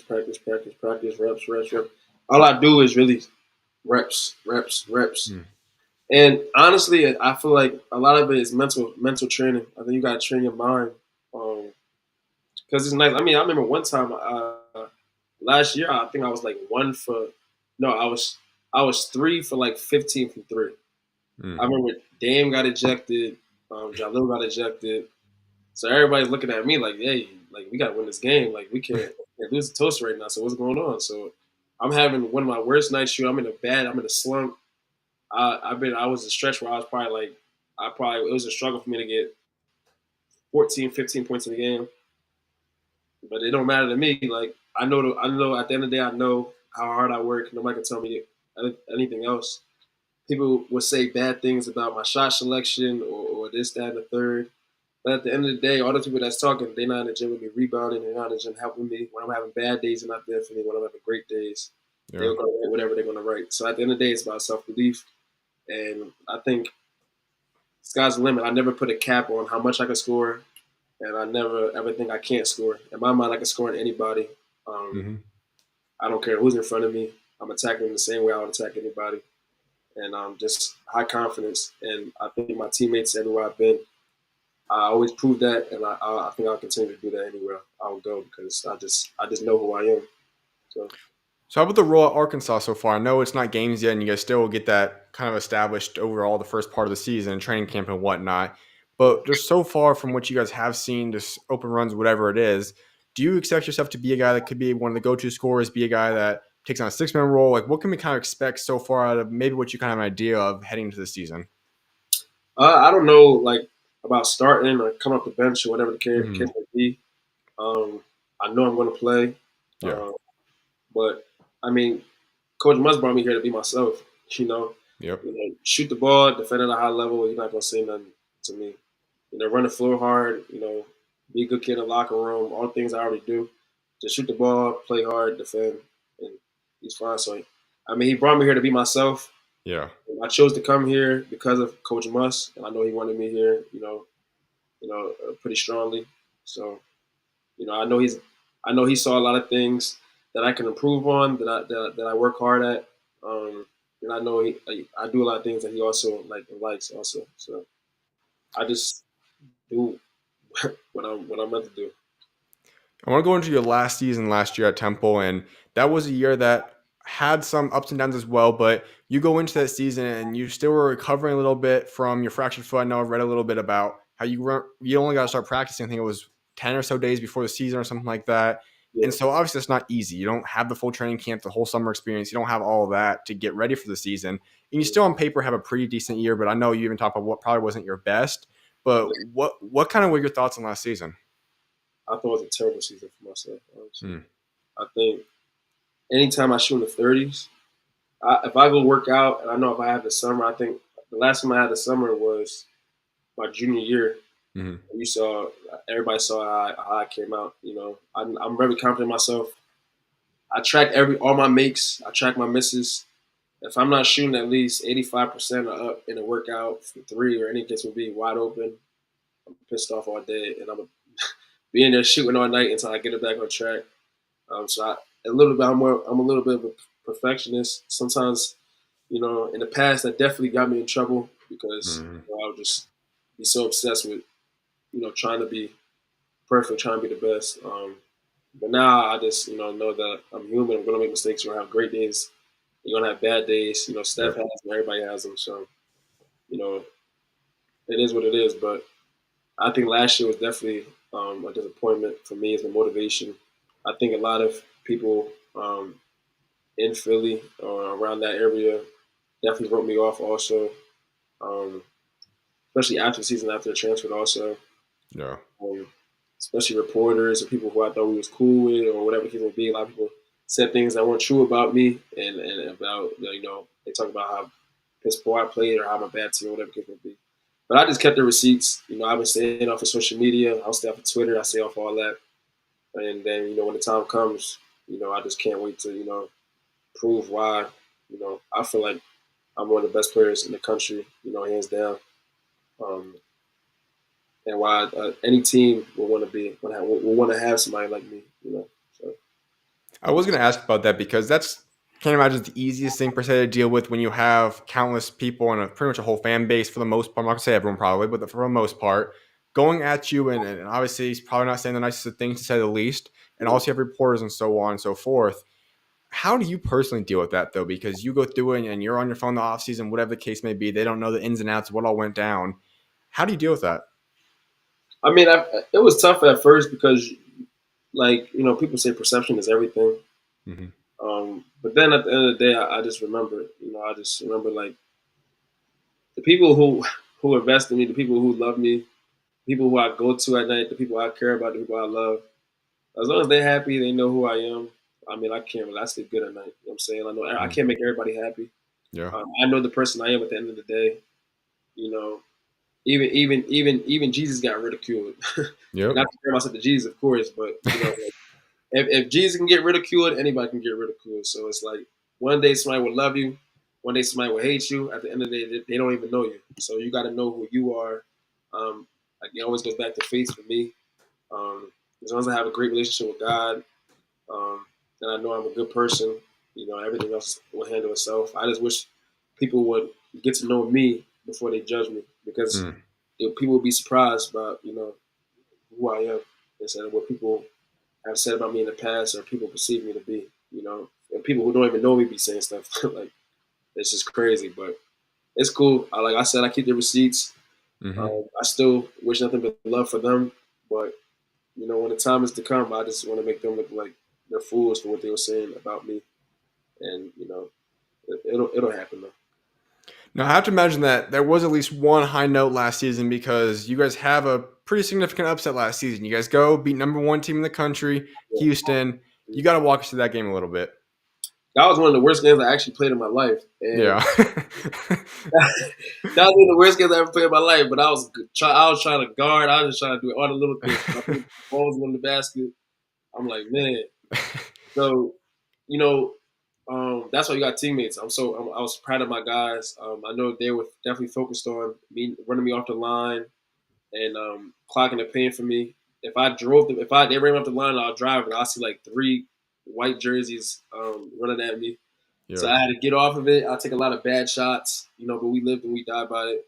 And we got the win. I mean, Dame came up clutch. Yeah. I think our defense was great. Mm-hmm. I think we matched their physicality for sure. Corey John Cooch, my guy, with a crazy block at the end. Make sure you see the deal. I was joking around with T Mark, who's now my teammate, about that last second shot that he was able to get off. That was a great play by Coach Samp. So I'm happy he missed it though. But we got that win. It was a great moment for us. I just wish we could have kept it going a little more. I think it showed the amount of talent we had as a team. But things happen. Can't get it back, but you just learn from it. And it was a great moment. So on the end of last season, then you end up leaving the team, and that's following the Wichita State game. And I know that's part of the reason some people are always talking about whatever they were saying online. What exactly kind of was going on at that point in time, and what kind of just gave you the idea to say, I need to take a step back and reevaluate, whatever the case might have been for yourself? Yeah, so the thing is, I didn't even leave the team. Like I never left the team. Things happen that I can't really explain or get into. Sure. I didn't exchange any words with anybody. I wasn't disrespectful to anybody. I didn't get in any altercations with anybody. Certain people thought it was, for the betterment of the team, which I didn't understand. Yeah. So, I lived with it. It was definitely hard for me. It made me seem like I was a terrible guy or locker room trouble. It's like I can't make it up. I get shunned. I don't understand why. It's like I'm always playing defense, but it's okay. Like now, I would say if anyone wants to talk to Coach Muss or Arkansas guys about the person I am, I think they'll say great things about me. Yeah. I don't have any problems with anybody, and there's still love for everybody at Temple. I mean, people can be hasty to me, but I know that there's always a better day, and I'm doing great over here. There's great people over here. They reward me. They understand my hard work, and they make sure that I'm happy, and they care. They actually care about my happiness, and they care about the team's happiness. It's never about one person; it's about the team.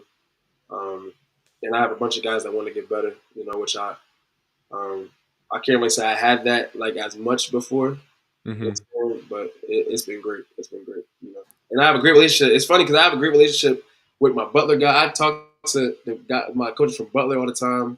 They love me, It's just the fact that I sacrificed 3 years for a university and for a team that I care so much about. Didn't go home during the summer. I mean, I go back home. I don't even recognize my sister no more because she looks all old. I don't get to see my brother, my mom as much as I want to. And then for them to end my career at Temple, for people to end my career at Temple like that, it really hurt my heart. Truth be told, but you can't change the past, but it is what it is. You kept your recruitment a little bit under low key, and I know the only thing we really knew was UCF, and all of a sudden, all of these different media people were saying it's 100% crystal ball, where he's going to UCF, whatnot. But you obviously are at Arkansas now. Can you kind of take us to this recruiting process? Because I know you were highly sought after. What people at least knew of was that UCF was in the mix. Obviously, Arkansas is there. UCLA, Villanova, Arizona, Memphis, Florida, Louisville. The list goes on and on. Mm-hmm. What exactly was your recruitment? Was there a top 1, 2, 3 schools, or what exactly all went down during that process for yourself? The recruitment was crazy. I was like, it got a little overwhelming. Where I was just like, I'm gonna let my dad and my uncle deal with this. I can't deal with it no more. Mm-hmm. But they told me at the end of the day, like, it's a blessing because at the end of the day, you're gonna be in a better opportunity than you were previously. So I mean, it was great. I mean, for me, it was definitely tricky to see where I was going to end up. Coach Musk called me every single day personally. Like usually, a lot of coaching staffs, they have like assistant coach call you, whatever. But Coach Musk, it was every single coach and him. Sometimes he'll call me 2-3 times a day. So we were really getting to know each other. Coach Bill Self called a lot. I really appreciate, his words of wisdom. I didn't go there. He definitely was a basketball guru. So just picking his brain during the recruitment process. He was heavily targeting me. LSU, Coach Dawkins at UCF, great guy. I mean, it's hard for me to name all the schools, but a lot of schools, they contacted me, but ultimately it came down to my relationship with the coaching and who I feel like I could trust the most, and being able to accept what people were known as like baggage, I guess. Coach never judged me. Coach Must never judged me. Never believed in it. Neither did Coach Bill Self either. A lot of coaches didn't believe what they heard about me because they asked people who actually knew me, and they people had great things to say about me. But Coach Must was just over the top, accepting, and didn't care about it. And what drew me to Coach Must is that people said that he was crazy and all these other things about him, and I wouldn't call it crazy than what he is. He's so passionate about winning, and I feel in love with that. Like, so people would say how he is crazy. He's this, he's that. And we would try to call him names and all that. People I used to ask about how's Coach Musselman. People would say crazy things, but getting to know him, meeting him face to face, talk to him on the phone every day. I couldn't have asked for a better coach. I couldn't have asked to be coached by a better human. So I give him all the praise. And I mean, I could say like I chose to go to Arkansas because of these different things, but I can't discredit. It was Coach Must the reason why I'm there, 100%. So pretty much then for you, it was down to pretty much two schools. It was KU then and Arkansas. KU, Arkansas, UCF, LSU. Okay. Kind of those schools. I hope I'm not missing anybody else. I don't want to be disrespectful to anybody else, but yeah, but those two were kind of at my top, top schools I was really thinking of. But yeah, definitely Coach Muss all the way. All right, so you mentioned something that I do want to go into because you said Coach Muss was the one that called you, and it was 2-3 times. And I think he's already become pretty famous for this because when the portal starts, he gives offers and talks or whatever it is to tons and tons and tons of guys. And that's not an easy job. Sometimes people are like, how the heck is this possible? This guy's recruiting, or some way, shape, or form, recruiting like 90-some dudes or something like that. Right. When you hear a coach that is somehow grinding on the phone and getting through all this different stuff at a high level, getting guys that from all over the country, whatever, is to put together a new roster year in, year out, what is it like just talking to him? And what's Coach Musk's personality like in the recruitment stage? Well, I mean, people don't know this, but like Coach Musk don't call everybody. Okay. People on staff that definitely will definitely reach out to players and discuss like interests. But Coach Musk himself doesn't talk to everybody. So like, I mean, like as soon as the thing uploaded, I got a Twitter notification like, okay, about this is the transfer portal. I want to say maybe 20 seconds after that, I gotta call Coach Musk. He read the board plane. They about to go to the tournament. I think he's going to the Ames. I think he's going to Iowa. And he called me. He was like, he said, KB, it's Coach Musselman from Arkansas, man. You ready to get this thing going? I was cracking up because it was literally like 20 seconds into it, and I got a text from the whole coaching staff. And then it was like that every single day. And then at first I kind of had my question like, I'm like, why are they contacting everybody? And I talked to Coach Muss about it. I mean, he said his words was exactly, KB, I'm trying to win a national championship. So fair enough. If you got a problem with people me reaching out to people or my staff reaching out to people, then I'm talking to you. You my guy. You know what I'm saying? I don't talk to everybody. A couple guys we need. Like, we got some big time recruits. And honestly, I don't know if I come here without, Tremont. I don't know if I come here without, adding pieces, because I mean, what a story would be to, come from Temple and the situations that happened there, Mm-hmm. and then all of a sudden, you look up and you in the Final Four. Nobody can take anything away. So right now, just putting your head down to work, and I love Muss. I can't say it enough. Forget being a basketball coach. He's a great guy. Yeah. And you don't hear no kids from Jersey going to Arkansas. So, I told him he definitely has to get more Jersey guys. But just as a human, he's a great, great human being. And I'm happy he's my coach, Once again, this is an entirely pretty much new look team. And he does this year in, year out. Last year was a lot of freshmen. You have Nick Smith, you have Jordan Wash, you have all these different guys, Anthony Black. This year, he has the freshmen. Obviously, you've got Layden, you've got Bayfall, which are both great players. But I think he emphasized the portal a little bit more. I know he wants more veterans in there. And you guys still return Devo and Jalen, Trevon and company. But you guys add in yourself, L. You have a lot of different guys that come in alongside you guys and have this core group now that's being built. Walk us through this a little bit, because you guys now have an interesting looking team. And once again, everyone's looking at it like, okay, we know there's talent here. We know these guys can play. We know these guys got talent. How's it all going to come together? I know Muss will probably figure it out, but from just so far, the midway through or getting ready to go to the training camp time, how do you feel about the roster? I mean, it's like it's war every day in practice, because you're either going to play or you're not going to play. So it's like everybody's like, honestly, it feels like a professional team where you're fighting for spots. Yeah. And you're competing every day. But honestly, at the end of the day, it's like everybody's getting better, and that's the beautiful part about it. I feel like you can't beat experience, so bringing in older guys is kind of like it's kind of like a big deal now. It's kind of for coaches that, from what I heard in the portal, they rather have older guys because they have experience rather than young guys, so they gotta build up and they gotta learn the ropes and gotta get a few games under their belt, but they get comfortable, whatever case may be. So I mean, I don't know how it is for coaches that rather have freshmen. Mm-hmm. There's great freshmen out there that can play, but I just firmly believe you can't really beat experience. It's kind of different being 18 and being like 22 or 23, whatever the case may be. So these transfers coming in, Al, JD, and countless other guys, Tremont. I think us meshed up with Devo and TB, Tremont Brazil, and JG and Makai and all these other guys. I think it just blends well.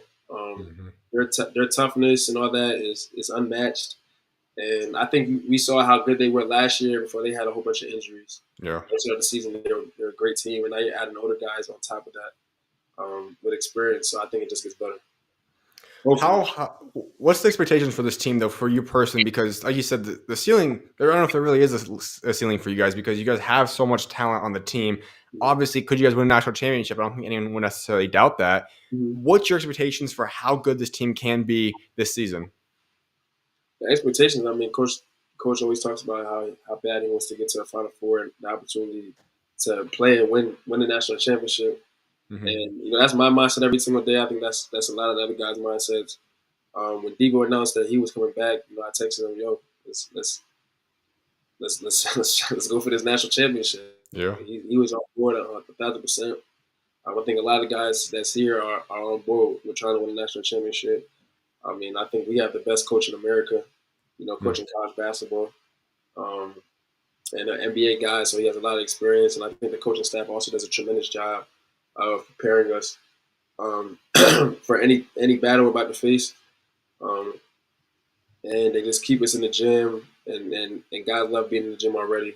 So right now, I mean, it looks great. From the other places I've been, it looks great. But we're not going to know how great we're really going to be until we start playing. Yeah. So a part about your game that, honestly, I knew you were athletic, and I knew you had a little sneaky athleticism, but there was a video you retweeted a couple of weeks ago, maybe a month ago now, where I'm not going to lie, I did not know you had some of those dunks in your bag. I didn't know you were that athletic. So take us to the aspect about your game, because I don't think too many people are as familiar that with people know you're able to shoot, people know you're able to score, people know you're pretty athletic. But, I mean, we saw you going between the legs dunking. We saw you doing 360 layups in that video. Walk us through your game a little bit and what Arkansas fans can expect from you this season. I want to be known as a winner, more importantly. But definitely, I think I can score I think I can score all 3 levels. Really good shooter. I think I'm a really good on-ball defender. Got to get better off-ball, which I am definitely getting better at because, coach won't let me get away with anything like that. They're being great on the defensive end. But just coaches teach me about being an all-around player, rebounding, playmaker. Learn a lot of NBA principles along with different college principles. But I mean, what you see, I think what you see is just a scoring playmaker, 3 level, and a guy who plays hard, and a guy who just wants to win, and a good defender and a team guy, and yeah, that's really what you're getting, just a team first guy and just somebody who just will win every single night. Due to your injuries and red shirts in the COVID year, I do know that you have 2 years of eligibility technically still available. I know that the goal in your back of mind, as you already mentioned a few times, is playing in the NBA. So I'm sure if that's an opportunity, we'll see you take that. But is playing 2 years at Arkansas something that's on the table for you? Are you going to consider that? Or is this pretty much a 1 year, you're done, you want to move on after this? 1,000%. I'll come back to Arkansas if I'm not ready for the NBA. And to be honest, I talked to coach before I even come here. I mean, coach was talking about the NBA with me, but I told him, like, I'm just focused on, I just want to be one of the best. I just want to be known as one of the best players, if not the best, 2-guard or combo guard in college basketball. Okay. That's the goal. And if that takes another year after that, then so be it. But I'm not in no rush. I'm just focusing on right now, the present moment. I don't want to look too far ahead, but I don't want to leave any tables turned. I just want to, dot my T's and cross my I's with this thing. So I just want to make sure, we win as many games and I can be the best I can be on the floor every single night. So I know Coach Muss obviously knows what he's doing in terms of getting guys to the NBA. We've seen that since he's got to Arkansas. We've seen that when he's at Nevada with the Twins. As you've got through some practices and seen him coach a little bit, been around him, how does he do it? How does he keep getting these guys ready for the NBA level? I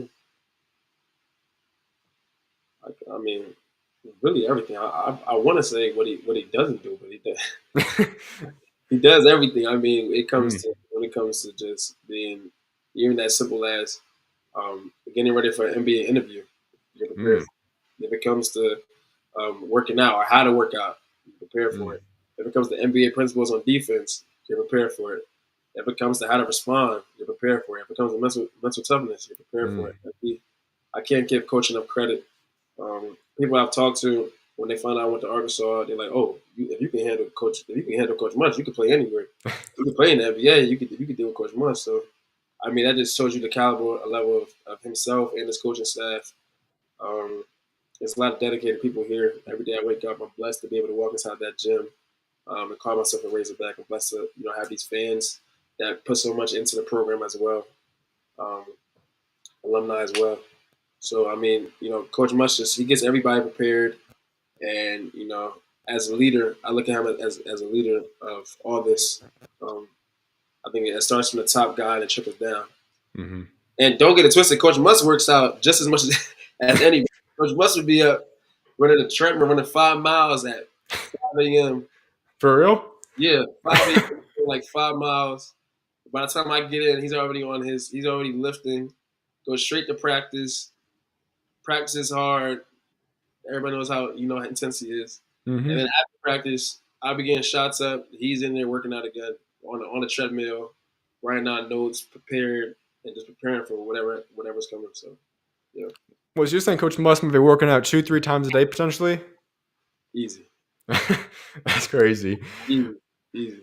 Well, man, I got one last thing I want to ask you about, because when you step foot in that home arena, Bud Walton Arena, we know that place can get crazy. We know the atmosphere is one of a kind. We know that there's not many fan bases I would put above Arkansas in terms of how crazy they are. They're right there in the top tier group. It's going to be rocky. It's going to be crazy. How excited are you to be able to step foot on that arena, be playing in front of those great fans, and just rock out as an Arkansas Razorback? I can't put it into words, man. It's a dream. That's why I every single time I think about it, which is really every single day, it makes me work that much harder. It makes me, when I don't feel like it, when my body's sore, it makes me go back to the gym and put some extra shots up. Because ultimately, I don't want to let the fan base down. I know that I have some expectations being here that I'm excited about. But I just want the fans to know, and want everybody to know that's watching me and supporting me, that I'm going to give this fan base everything I have, and I just ask for it back. Just support. It's going to be good days, hopefully great days, a lot of great days, and there's going to be some days where that ain't so great. When I'm shooting end or maybe as a team or whatever the case may be. But just know we working hard. The whole team is working hard. Coach Musk works extremely hard, and we're not expecting less than great. So that's really what we're all looking forward to. I don't want to just put myself in that category. I know I'm definitely working hard, and I don't want to say too much. I kind of want everybody to see it. But as a team, definitely working hard. And Coach Musk and the rest of the coaching staff, the coaches, the GAs, the managers, they do an exceptional job as well. So everybody's looking forward to playing in Budwell and have that place rocking. Definitely have some big games and win as many games as we can. Absolutely. Khalif, I appreciate taking time to come on today, man. I cannot wait to see what God's got in store for you this upcoming season and maybe even 2 seasons, whatever you got out there at Arkansas, man. And keep being the light, brother. Appreciate you, bro. God bless. Appreciate you. Of course. You're always welcome on, man. God bless you too, man. I appreciate everyone tuning into that interview. We'll have one last segment coming up right after this. I'm going to get into a couple more topics we didn't get into earlier, but I'll see you guys right after this short break. All right. God bless you guys.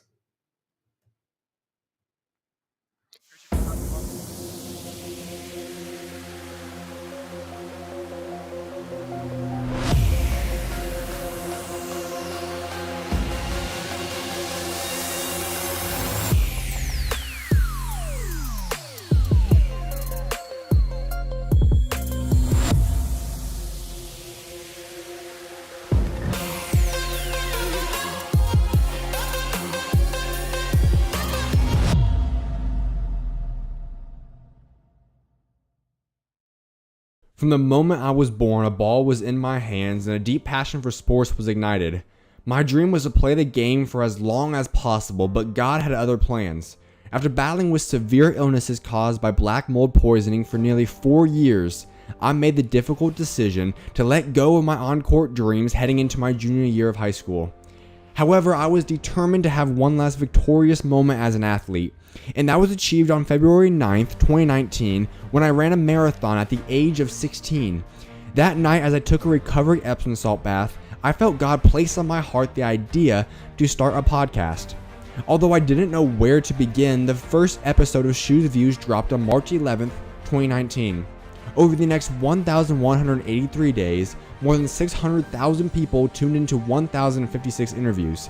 Then, on June 6, 2022, my final interview for over a year was released featuring Jameer Young. I never once thought that I'd be off the air for over a year, but the truth is there was something missing in me. At first, I thought creating a website would help fill that void, so I went and put together SchuZ.net, but nothing changed. Throughout the next month, I continued searching for answers, and eventually, God worked in the only way that would have gotten my attention at that point in time. Through something work-related. By the end of July 2022, my parents blessed me with the opportunity to build a studio. However, before breaking ground, the real change began. On August 3rd, 2022, my life changed forever. Once again, I happened to be taking a bath late into the night, and suddenly, an indescribable feeling came upon me. It was a profound urge to open up my Bible and read. I turned to 2 Corinthians chapter 4, and since that night, not a single day has passed without me spending time in the Word. You see, what was missing all along was Jesus. On August 6th, my dad and I began to lay the foundation for the next chapter of my career. Simultaneously, the foundation of who I was created to be was also being laid. Over the years, I had lost sight of my Lord and Savior Jesus Christ. I knew of God, but I didn't know Him, and I certainly was not following or living like Him. But day by day, the new me began to take shape. My former self's sole priority faded away, and I began to live out the acronym I often talked about, FJTFOE. It stands for First Jesus, then Family Over Everything. God became my everything, and He transformed me entirely. He helped me rediscover my love for family, running, lifting, playing basketball, giving back, the church, and most importantly, Him. This journey began with a craving to nourish my old identity, but God's hand was always in control, rapidly shaping my new identity. As God transformed me, He also grew my relationship with every member of my family. Together they stood by me and contributed to the person I am today. Through it all, Ephesians chapter 3 verse 20 manifested its truth in my life. The blessings I received far exceeded anything I could have imagined. The truth is that God's hand has always been there, but now I'm committed to following His path. Although I may look different, and my heart has undergone a profound change, I am truly blessed to announce the beginning of a new chapter. Starting July 24th, I will be launching my new show, the SchuZ Show, which will air on my YouTube channel every Monday, Wednesday, and Thursday from 5 to 7 p.m. Eastern Time. I can't wait for you guys to join me in this next chapter. I'll see you guys soon, and may God bless you all.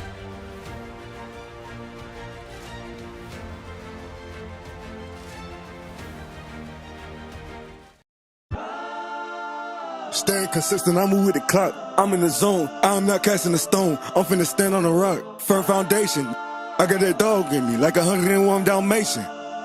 I got girl with me, so I know that I'm still finna make it. I'm still finna take it. I hopped in the ring and I'm still going crazy. I cut off this sin like I just got a taper. I walk in the storm and then God gave me favor. I'm still going forward. I just had to lock in the Lord. I knew that I'm finna make it.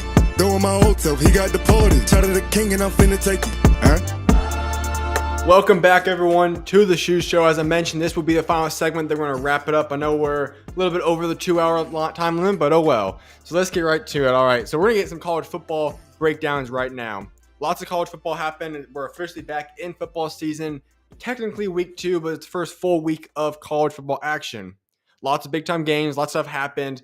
But there's 2 games I want to touch up on that were far and above every other one. It was the 2 only ranked matchups of the week. But obviously, Michael Penix Jr. out there at Washington was phenomenal. Caleb Williams is showed why he's going to be the number 1 pick in 7-8 months now. He was spectacular for USC once again.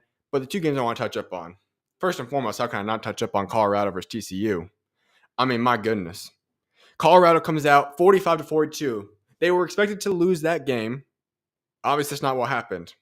They come out and defeat the team that was in the national championship game last season. Now, I know, and it is fair to say this. Let me make this clear. Obviously, this was not the TCU team from last year. Like, that's obvious. Lots of changes happened. This was the New Year's TCU team. This was still a top 25 ranked team. Still a very, very, very talented and good TCU football program.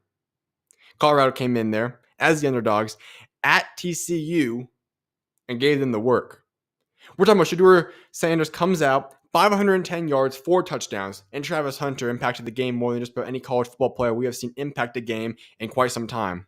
One of the only players that we have seen not just play 2 positions, but he played 2 of the most hard positions outside of quarterback in all of sports, wide receiver and cornerback. And he did both at an elite level. The way he played on the defensive end, getting that pick, getting deflections, guarding and locking up, he was spectacular at the cornerback position. But guess what? Right when the ball flips sides, he's going to be out on the offensive end, and he goes out there and gets 11 receptions, 119 yards. Travis Hunter is something spectacular. We have not seen a guy that has influenced, impacted, and altered a game at this level in a very, very, very long time. Now, I know it was just 1 game, but I don't think this is just going to be a 1-game wonder. I think this is a guy that's going to be here to stay. This is what we call truly a generational prospect, a guy that we have not seen before play at the level in which he is playing at, a guy that truly can play 2 positions, a guy that it's hard enough to play 1 position at a high enough level, to not come out of a game, to be in that in shape, playing in 90-plus degree weather in the humidity of Texas at Fort Worth in TCU. That's spectacular. And he was not, he was energized. We saw those videos in the locker room. He was not letting up. He is spectacular. He's going to lock up the best receiver in the country whenever they play. And he's at the very other side of the game. He's going to go out there and get some touchdowns. He's going to get yards. And he's going to move the ball at the wide receiver position. He is sensational. And let me go back to Shedeur real quick. He is a guy that proved himself to be more than just a guy that can go out there and play at a high enough level to be a decent college quarterback. Now, this is a guy that will be an NFL quarterback when his time comes. He knows what he's doing. I thought that for a long time. I love watching Jackson State games the past couple of years. They were fun to watch. But Shedeur went out there and he proved why he is a quarterback that is capable of becoming an NFL caliber quarterback. Now, I know this is one game, and I know a lot of people say, well, just one game, hold up a little bit. No, he played at a high level throughout the past couple of years. And all this was just affirming the fact of the matter that this is a legit NFL quarterback prospect in Shedeur Sanders. He is spectacular. He is sensational. He is box office. And let me just say this. That USC game, when they go out and play Colorado USC, oh my goodness, we might have a battle of the two best quarterbacks in the entire country. I had Michael Penix Jr. in that group. Bo Nix out there at Oregon. Michael Penix Jr. as mentioned at Washington. There's some elite quarterback play in the Pac-12 for however long that's going to last. Obviously, it's just the final year of the Pac-12, and it might be one of the most entertaining Pac-12 brands of football that we've seen in quite some time. So that is going to be something to watch. Game number 2 I want to touch up on. FSU over LSU. My goodness. 45-24, a top 10 matchup, and that looked like a showing between an unranked school and a top team in the country. 45-24. FSU blew them out of the water. You could tell Brian Kelly was not happy about that performance, and they didn't even play that bad. Jaden was not too bad of a player. He played pretty solid that game. Overall, the team wasn't horrible, but FSU just was the better team. LSU did not look like they wanted to be there. They did not play at a high enough level. FSU just beat them in. It was a great display by them. Jordan Travis showed why he's one of the better quarterbacks in the country as well. 342 yards, 4 touchdowns, a pick, also a rushing touchdown for him. He looks sensational. But we must talk about the wide receiver, Keon Coleman, a guy that was once on this show a little bit ago when he committed to Michigan State, originally to play basketball and football, decided then to no longer play basketball and settle in 100% on football. About last year or so, after his first year playing basketball, he looked great at Michigan State last year. Whatever reason, he decided to move on into the transfer portal. He comes to Florida State, and my goodness, 9 receptions, 122 yards, 3 TDs, 6'4" body. He's more than just a 50-50 ball. That man can ball. I don't know how much longer he's going to be at Florida State because he's got legit NFL potential, and he proved that last night. But that was a sensational game. Florida State looks legit. They look legit. Now, the final topic I want to get into, World Cup basketball. Lots of stuff has gone on since I last talked about it on Thursday.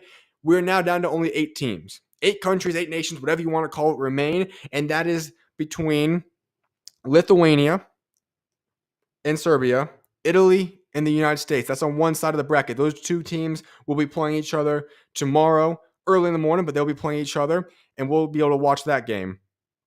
Next up, we've got Germany and Latvia, Canada, and Slovenia.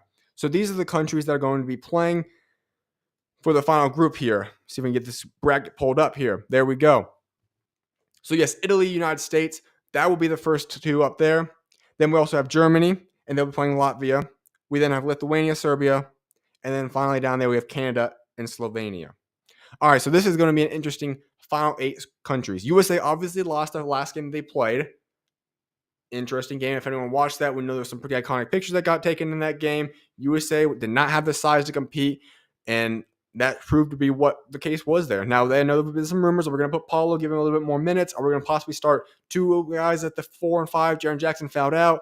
We'll see. I said this before. When we headed into the tournament, I said the biggest problem for United States basketball, and this does not even have necessarily to do with the fact that we don't have our best of the best. Obviously, we already know D-Book. We know that John Morant's not playing. We know that LeBron, Kevin Durant, we know some of those guys, Anthony Davis, bam, they're not playing for Team USA right now. Okay, we know that. But the fact of the matter is that the United States, we don't produce necessarily the best bigs in the country right now, or in the world right now. There could have been upgrades potentially. We could have had a true center. Yes, Anthony Davis obviously would give you some size and help there. He would have been good. Bam, same thing. You have Jared Allen. I'm a little surprised Evan Mobley was not on this team. I mentioned that before. He could have helped a little bit there. If we're going for size, you have a guy like Nick Claxton. He could have been there as well. We have some big men out there. But we don't got Joel Embiid. We don't got Jokic, the 2 best centers in the NBA. We don't got Karl Anthony Towns as the top 3 centers in the NBA. None of those 3 guys are there. Another guy with size is one of the top players in the NBA, Giannis. He's not American. He's not playing with us. Jonas Valanciunas is just another solid guy. Yusuf Nurkic, he's another solid guy. All these different guys, we don't got a lot of good American-made NBA big men right now playing. DeAndre Ayton, I know not a lot of people are very high on him, and he might not be as good as some people might perceive him as. He's still a solid big man. He's not American. He's playing out there with the Bahamas. We don't have a lot of star power. Rudy Gobert, obviously, with France. Victor Wembanyama, Spurs. The list goes on. The fact of the matter is that the United States does not have the best group of true big men. And so that was going to be our weakness, and it proved there. Now, do we have the best guards? Without a doubt, and they're going to need to show up. Anthony Edwards was still spectacular. He looks special as well. But USA is going to have to figure something out because now it's win or go home. We've got 8 teams remaining. Win or go home. Going for gold medal. Game start tomorrow night, or I guess tomorrow morning in our case here. And it's going to be interesting. We'll see what happens. But I think the game we must circle here, when we got Slovenia playing Canada, Canada looked good. I said this to you as well before. Canadian basketball has grown tremendously very, very quickly. I know that they've put a lot of effort and time into making sure this basketball in this country, in this nation grows, and they've done a heck of a job at that.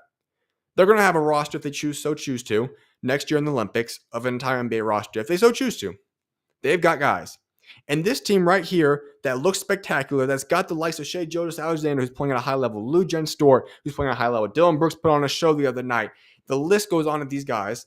They're missing Jamal Murray. They're missing Andrew Wiggins. That's 2 more All-Stars right there. They're missing a lot of other guys that they could have potentially had on this team. Brandon Clark's recovering from his Achilles injury. If he's healthy and ready and wants to play next year, he will be on that team as well. There's a lot of guys that are from Canada that can play on this team and fill it up. So they're going to be a problem. But you got that team, and then Slovenia. Obviously, we know who's on that team.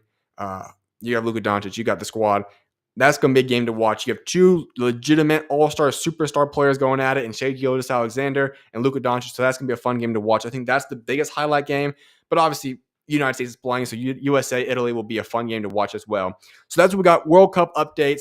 We'll have some teams eliminated. We'll be down to a Final Four, if I'm not mistaken. Yes, by the next time I come on the show on Wednesday, we will be down to 4 countries remaining. And so we'll break that in and discuss that as soon as we get back on the air on Wednesday. But that wraps up today's show. I appreciate each and every single person for tuning in today, for the 2 special guests that came on, and Mike Rhoades, Penn State's new head coach, Arkansas God, Khalif Battle. I appreciate both those guys for taking time to come on today, and I appreciate every single person that tuned in live that's going to tune in later on. I appreciate you guys all, and may God bless you guys all. I'll see you guys on Wednesday. All right, talk to you guys later. God bless.